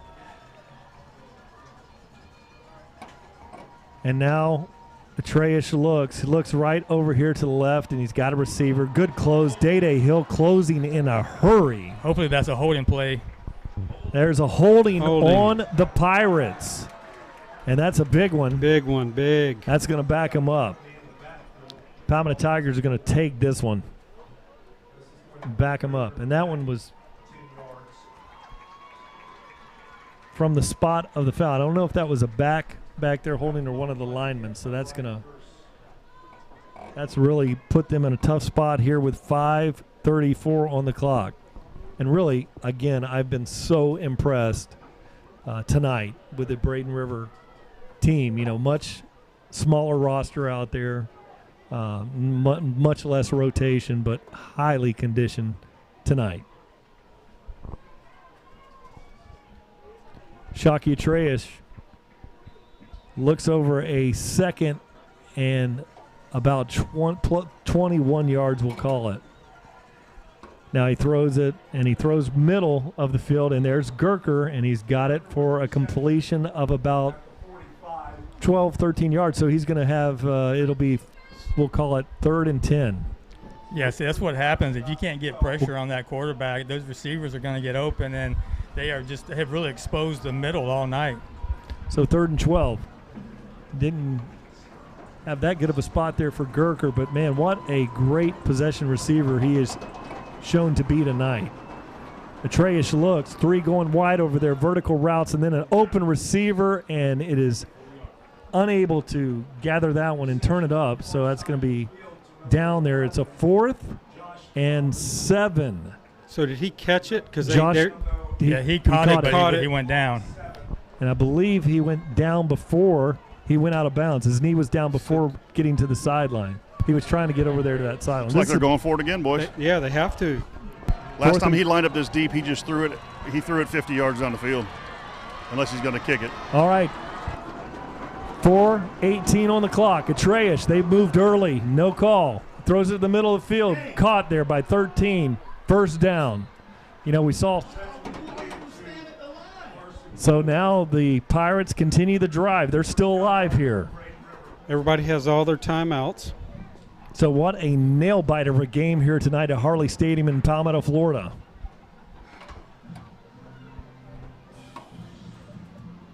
Four even on the clock. 3 receivers to the left. Atreus looks, boy, this is one of those quarterback draw look formations there. The linebacker, Michael Brown, playing very far back off the line of scrimmage in his Mike linebacker position. Shockley turns, throws it out there. It's going to be Gerker. He completes that one, and he did not get out of bounds. He said his knee was down. The referee over there kept the arm winding. So 3 minutes and 32 seconds on the clock. It is a 2nd and 5. Yeah, they got to get up closer on him. And what a fantastic finish this is coming to be here in this one. 3:13 on the clock. Braden River driving as the clock winds. Changing things up. Palmetto defense Michael Brown rolls up in the A-gap. Now he drops back, and that great play by the Palmetto Tiger defense. Showed one look and gave him another one, and that's going to be 3rd and 6. They stop. They tried to sneak a run in there, but defensive line still Johnny on the spot. Yeah, there was Jalen Wester that came up there and clogged up that gap and made a good tackle. But, obviously 2 down territory guys with 2:32 at times clicking. We got to make a stop here because we probably won't get the ball back unless we make 2 good stops right here. Who's going to be covering Gurker out here? A linebacker. Michael Brown out here and changing things up along the line of scrimmage. Gurker is out wide to the right, and he's being covered out there by Raquan Crawford. Davian Cummings out there in the slot also. Great pressure. Great pressure. Number 17 is Quentin Rue, 6'1", 225. Now it's going to come down to this play. 2 minutes and 2 seconds on the clock. It is 4th down and 6 for the Braden River Pirates. Their season is hanging in the balance. So great pressure means a forced throw, and we just need to do it one more time. The fans are getting into this. The stadium's shaking. We got two covering one on the right boundary out there. Tigers defense. Watch for number 4. Playing way off the marker. Now changing things up over there. Atreus looks. He's running. He's being harassed. He's not going to get there. No. He's tackled. No, he's not going to get there. There's your stop. Jalen Wester coming up there with a huge tackle. 1 minute and 53 seconds here. Palmetto Tiger defense holds. The sophomore linebacker, Johnny on the spot. Play of the season. I'm going to tell you, that was a vicious hit. He got double teamed on that one. That was a vicious hit. And you could see there, Floyd Dozier Jr., you could see it. His legs were just about blown out with the initial pressure, and you can see he was cramping up as he was trying to get to the sideline. And then Wester, Jalen Wester, younger brother of LaJonte Wester, is there to close the deal. So great play by that Palmetto Tiger defense. Stepping up there, Jalen Wester, and also I believe it was Kendall Reynolds. We'll have to see who came over there to make that play, but that was a huge stop. Palmetto Tigers will have the ball here. 1 minute and 53 on the clock. Very important. 3 timeouts. 3. Yes. All right, so we can't come out here and just do nothing. We need to run this ball effectively. We need to at least try to pick up a first down here. They're gonna. Well, we're gonna have to definitely. They're gonna be stopping the clock after every play. So this offensive line needs to explode, just like we saw from the defense of the Tigers. They need to suck it up here for one more series and let this clock wind down. And I will say this: as Shockey Atreus, the quarterback out there, he was injured on the play, but he put it all out there. What an effort that he made to, get away from the initial pressure and to get that first down marker. It was an incredible effort by Shockey Atreus. Unfortunately, he's injured on the play. Yeah, Tom, you were spot on. We watched the replay. It was a vicious hit, double team there. I hope he's okay. He can finish the game. He's getting up now, so that's a good sign. Tom's looks like maybe a lower leg injury possibly, but he's good. Yeah. I see Tom over there talking to Rafael Gonzalez on the sideline. So tell me, did you have a little spike in energy? Here's your energy check over there. You think? Yeah, and I was talking to Rafael there. He missed that field goal earlier, and basically just like Coach Robbie Stevenson was doing. Hey, don't change anything. You're doing great. You kick the ball well. With kickers, you got to make sure they're right in the head. So he's doing good. The sideline erupted. We got to get a first down here. Got to get a first down. Good to see Sajel Hickson is back in the backfield. No turnovers, no penalties. Run the ball. Jumbo set. 2 tight ends out there. LaJonte Wester out here wide. Oh, they run a pitch play. Sajel Hickson turning it up, and it goes for about a 3-yard gain. But anytime you see a lateral behind the line of scrimmage at this point in the game, it's a scary. Well, I mean, it is, but I know what they're thinking. That they got everybody on the line.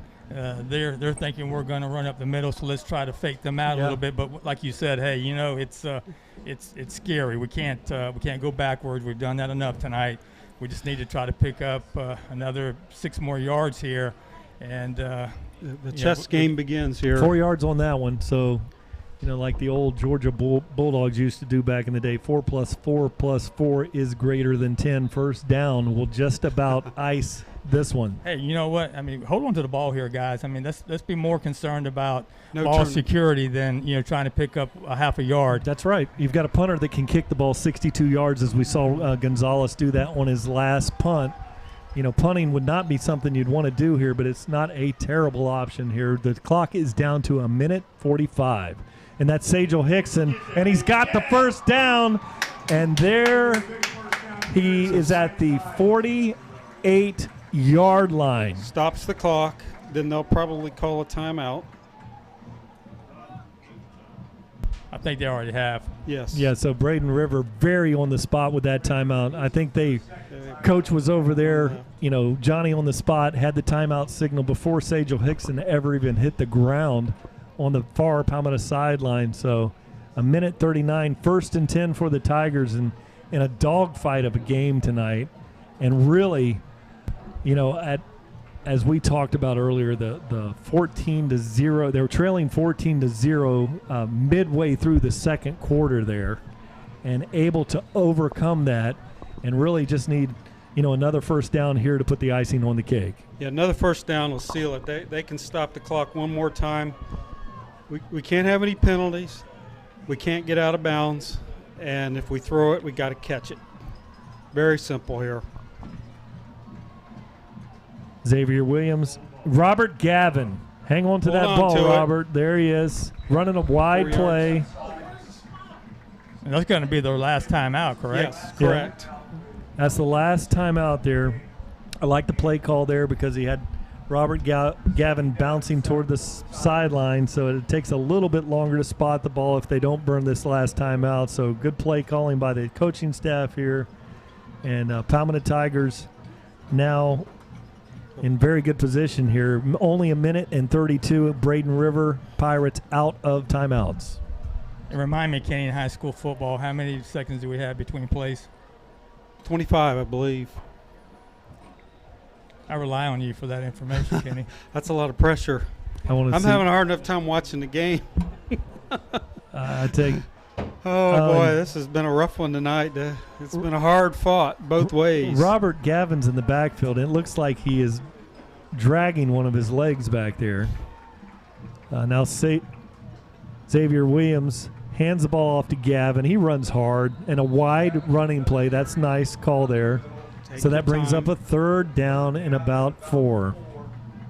1:20 on the clock.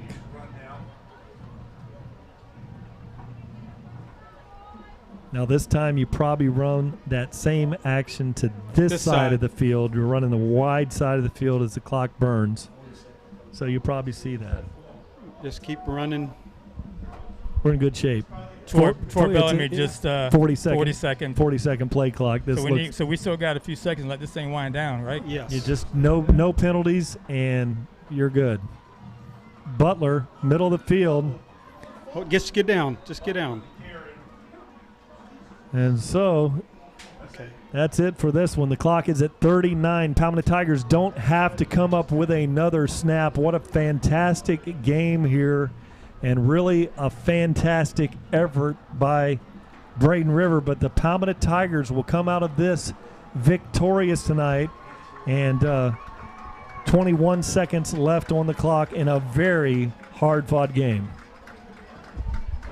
We may have to double check that as far as the play clock and the clock itself. We can call a timeout. And I think we may have maybe a second or two off.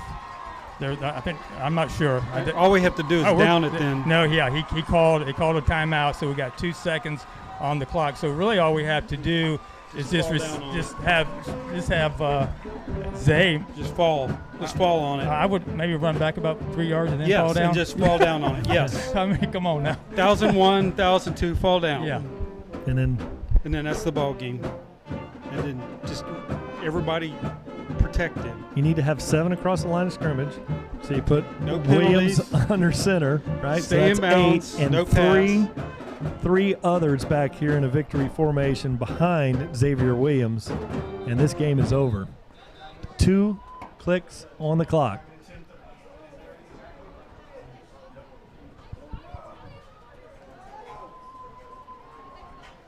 Two seconds left.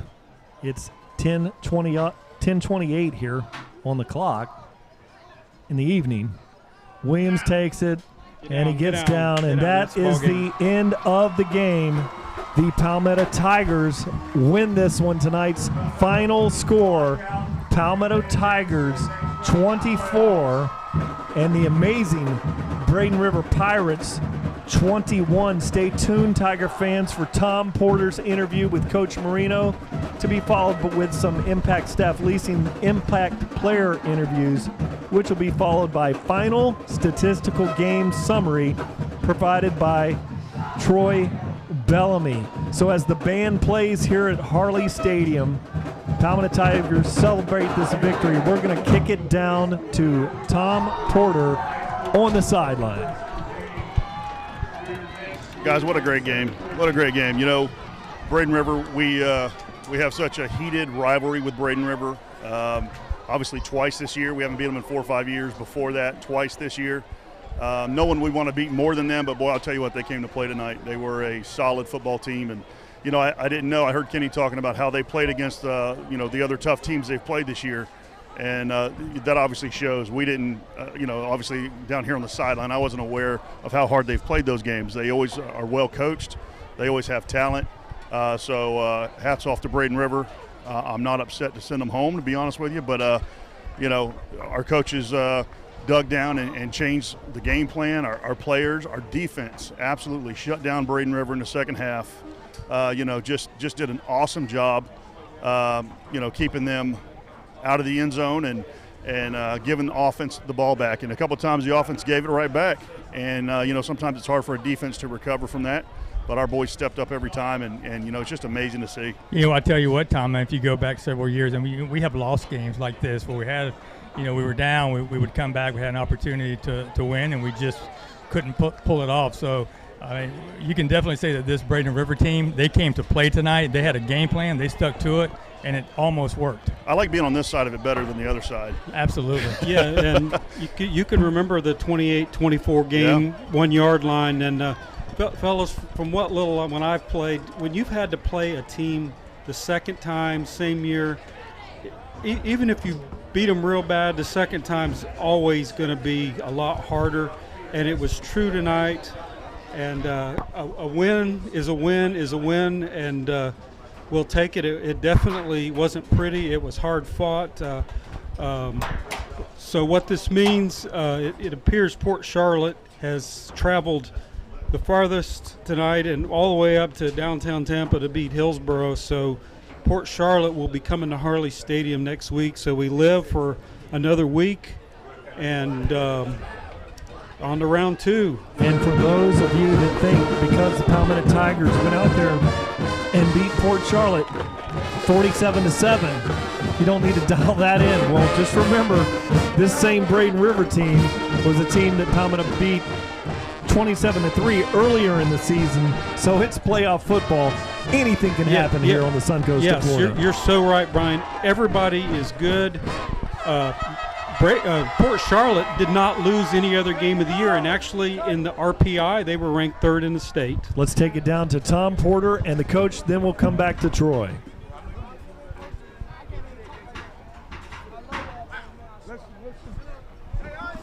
Listen, hey, get in tight. Come on, Matty, get in tight, kid. Hey, every year, every team is different. And all the experience we've had in the playoffs the last 2 years, okay, there's a lot of new guys that maybe didn't understand what playoff football intensity is like, okay? Gentlemen, Xanders, all right, and some of you new guys, all right, welcome to playoff football, gentlemen. Welcome to playoff football. All right, gentlemen, things didn't go our way, okay? We had a lot of adversity we had to overcome, but the message was so clear, okay, that we're a brotherhood. We are a family. We had each other's back. Okay, offensively, we weren't that explosive juggernaut. We didn't put 40 up, okay? But defense, you had our back. And offense, we did just enough, okay? This is playoff football, gentlemen. Every week, it's do or die, man. It's all out. This is it. You lay it on the line, and gentlemen, I couldn't be more proud of the way you guys fought for 48 minutes. I told you, nobody could stand toe-to-toe with us for 48 minutes, and it took to the fourth quarter to get the lead, okay? But that's football. That's why you play 48 of them, okay? And unfortunately, they weren't ready to play 48 of them. You were. All right, hey, we got to come in tomorrow. We got to heal. All right, we got to get that blood moving. You're going to be sore, gentlemen. All right, we're just going to do some light lift to get the blood flowing. All right, so that Monday, okay, we can start moving around. Trust me, I've been around the block a few times. I'm not going to kill you. All right, but we got to work. I know the recipe. Just trust me. I know the recipe, all right? Let's go. Bring it up. 8:30 tomorrow. 8:30 tomorrow. Hey, family on me. Family on 3. 1, 2, 3. Family. Hey, home sliver. We're going to be right here, Coach. Coach, wow. What an amazing game. Playoff football, you were just telling the team, everything's hanging out. Playoff football. Talk about what an epic game this was. Well, again, you know, we have our experienced kids that are battle-tested in the playoffs that have been playing since their sophomore year, but every year it's a different team. And so you got new guys that didn't understand. You know, Tallahassee Lincoln was a growth experience for us. It was a learning experience. And this was another learning experience. Now we know, now these guys that haven't been battle-tested have never played football before. Quentin Sanders has never played football before. Okay, and the way he fought and stood in the middle of that ring, and he's just one of so many guys that grew up tonight. They learned. Xavier Williams, no disrespect to St. Stephen's, but St. Stephen's ain't playing in this atmosphere. This is big boy football, okay? This is big boy 7A Florida playoff football, and he learned tonight a little bit. You know, he struggled early on, but he's a tough kid. I love him. That's why he was our captain tonight. I knew we were going to need him to make plays, and he made plays. He hit a couple big throws. Did he miss some? Sure. He's a kid. He's going to make mistakes, and that's where as coaches, Coach Ty Stolt, you know, we dialed up the right plays, and we kept giving our kids chances. And we knew if we gave them enough chances, they would execute. They would take advantage of their opportunities, and they did. I just, you know, again, coaches, players, the way they prepared, the way they persevered, couldn't be more proud of them, and we live another week. You always say big-time players make big-time plays in big-time games. Well, this was a pretty big-time game. And talk about that defense. And, you know, the defense would have a stop. Offense, you know, maybe fumble the ball, turn the ball over, or go 3 and out. Defense was called on time and time again in that second half, and they were dynamic. Absolutely. Absolutely. And defense wins championships, and we expect that. You know, we have big, strong, fast, athletic kids up front, and we knew we could stop their run. And we got some athletic kids on the back end, and they got us a pick. And they made plays when they had to. You know, and offensively, let's not forget, LeJonte made his plays when we needed it. You know, that reverse to him was key. That picked up a big first down and gave us a little momentum. And, you know, Dravian Butler giving us a little spark that he did.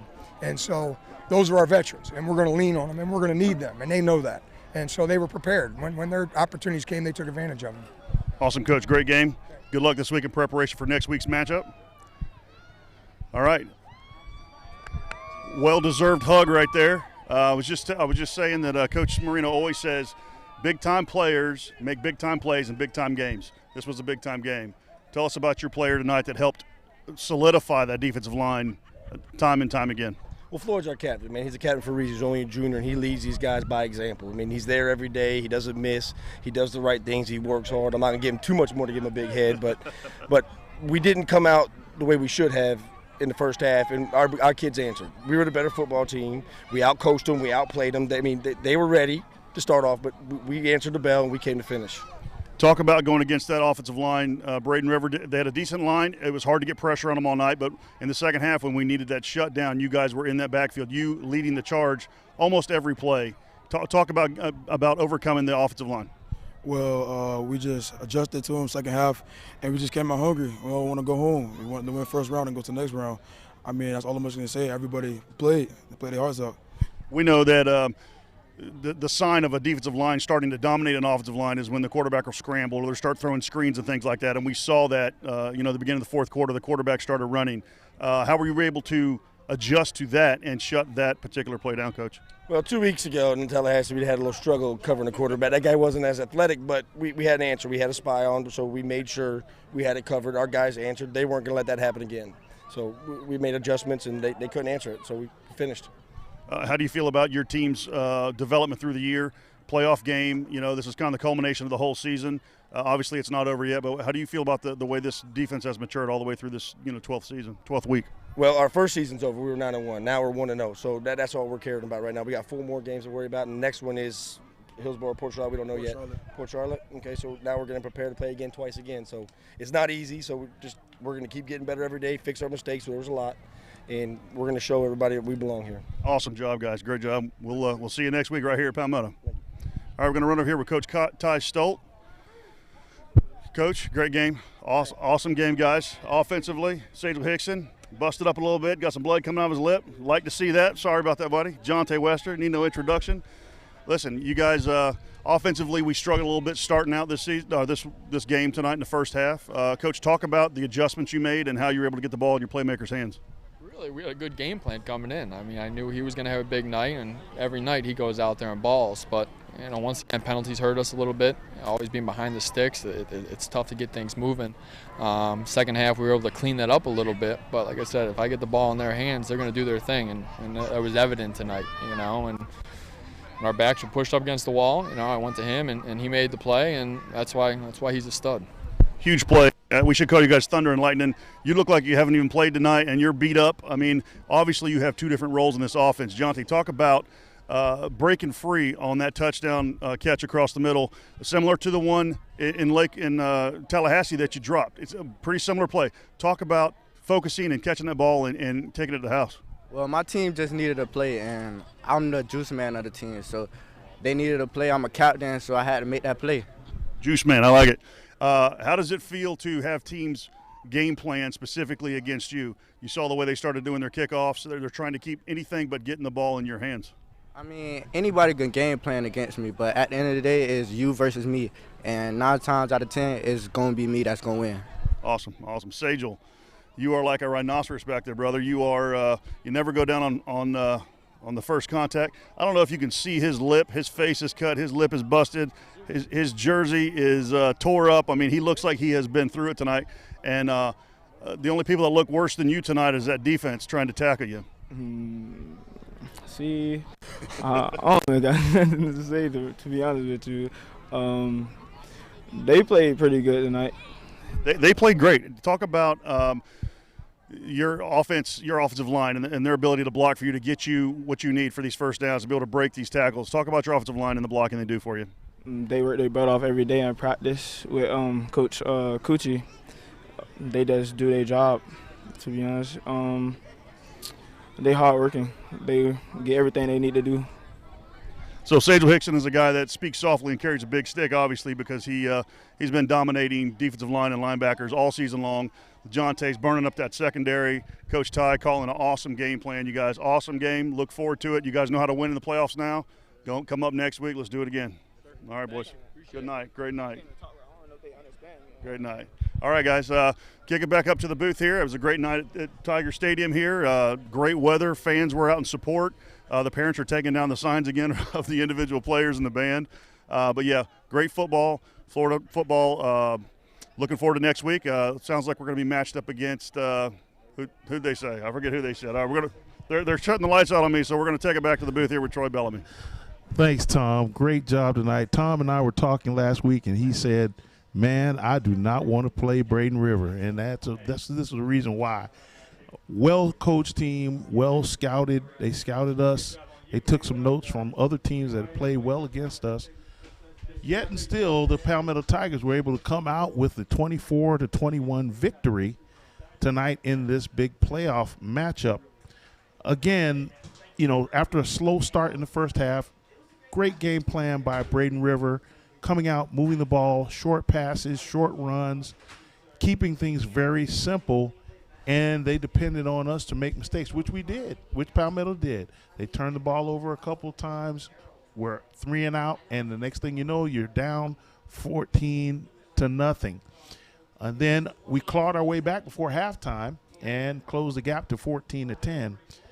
Coming out of the third quarter, you're anticipating that you're going to come right out with an explosive play, and we went 3 and out a couple times, and then all of a sudden the lights came on. I mean, when our backs are against the wall, the seniors really stepped up. It really, to me, again, started with the kicking game. And this is a very key, important part of winning championships. You have to have all of your 3 phases satisfactory and operating well. Rafael Gonzalez didn't have to kick a field goal tonight, but he flipped the field several times with his punts. 62-yard punt, another 50-yard punt that flipped the field, caused them to have to work from a long field, gave our defense the opportunity and the impetus to be aggressive and pin our ears back, and we were able to get after Shaki Atreus, who was very hot in the first half. He ended the game with about 80 yards in passing. He really didn't throw very long passes, but he was very effective with what he did. Again, tonight for the Tigers, LeJontay Wester had a big 25-yard run around the end, a reverse that got things started and kind of got the ball moving, got the offense excited. He had some great kickoff returns, and then he gashed them with the big play, the 85-yard touchdown, to give the Tigers the lead in the third quarter, heading into the fourth quarter. Sajal Hickson again, workhorse, going over 1,000 yards for the season tonight. He had a big 35-yard run that spurred us on. He had another 25-yard run earlier in the first half. He ended the night with 20 carries for 140 yards. That's 7 yards per carry. Didn't seem like he was doing that, but just hammering away, and that was a concerted effort by the offensive staff to just hammer that ball up the middle because they were looking for the big play. And because we were able to create that balance, we ended up still getting a big play. Xavier Williams, hey, it's senior, quarterback, had a horrible first half, but that's what seniors do. They bounce back, and even though the statistics won't look like it, he still hit a couple of big plays right when they were needed. He was only 4 for 16 on the night for 114 yards. He ran for a touchdown, and he threw to the 85-yard bomb to LeJontay Wester, which gave us the lead. But to me, the biggest stat for the night was that there were 0 hung heads tonight when the Tigers got down. There were 0 hung heads. There was 0 emotional outbursts, emotional losses. Everyone stayed focused. Everyone stayed engaged. They stuck with the game plan, and when it came time to win the game, they made the plays that it took to win the ball game. And so tonight, the Tigers advance in the 6A playoffs with a victory against the crosstown rival, 1-8. They gave us everything they had, but the Tigers were victorious 24-21. Now we'll kick it back to Brian Varnador. Good night, Tiger fans. Thank you very much, Troy Bellamy. And football fans, you can check out the website to find out the playoffs there at FHSAA.org. And for the best games, they're yet to come to be played. Make plans to attend the 2019 Florida High School Football State Championship games. The intense action will be moving along. The Palmetto Tigers move along in the broadcast here to travel to round 2 here. And I want to thank all of you for tuning in tonight, my broadcast partners, Mr. Rick Wells, Ken Burton Jr., Tom Porter, and Troy Bellamy. And I thank the #1 fans in the world, our Tiger Vision, as presented by Conley Buick GMC fans, for tuning in. And Palmetto will be playing Port Charlotte in the second round of the playoffs. For exciting Florida High School Athletic Association playoff football, please join us again on Tiger Vision, as presented by Conley Buick GMC. One town, one team. Go Tigers.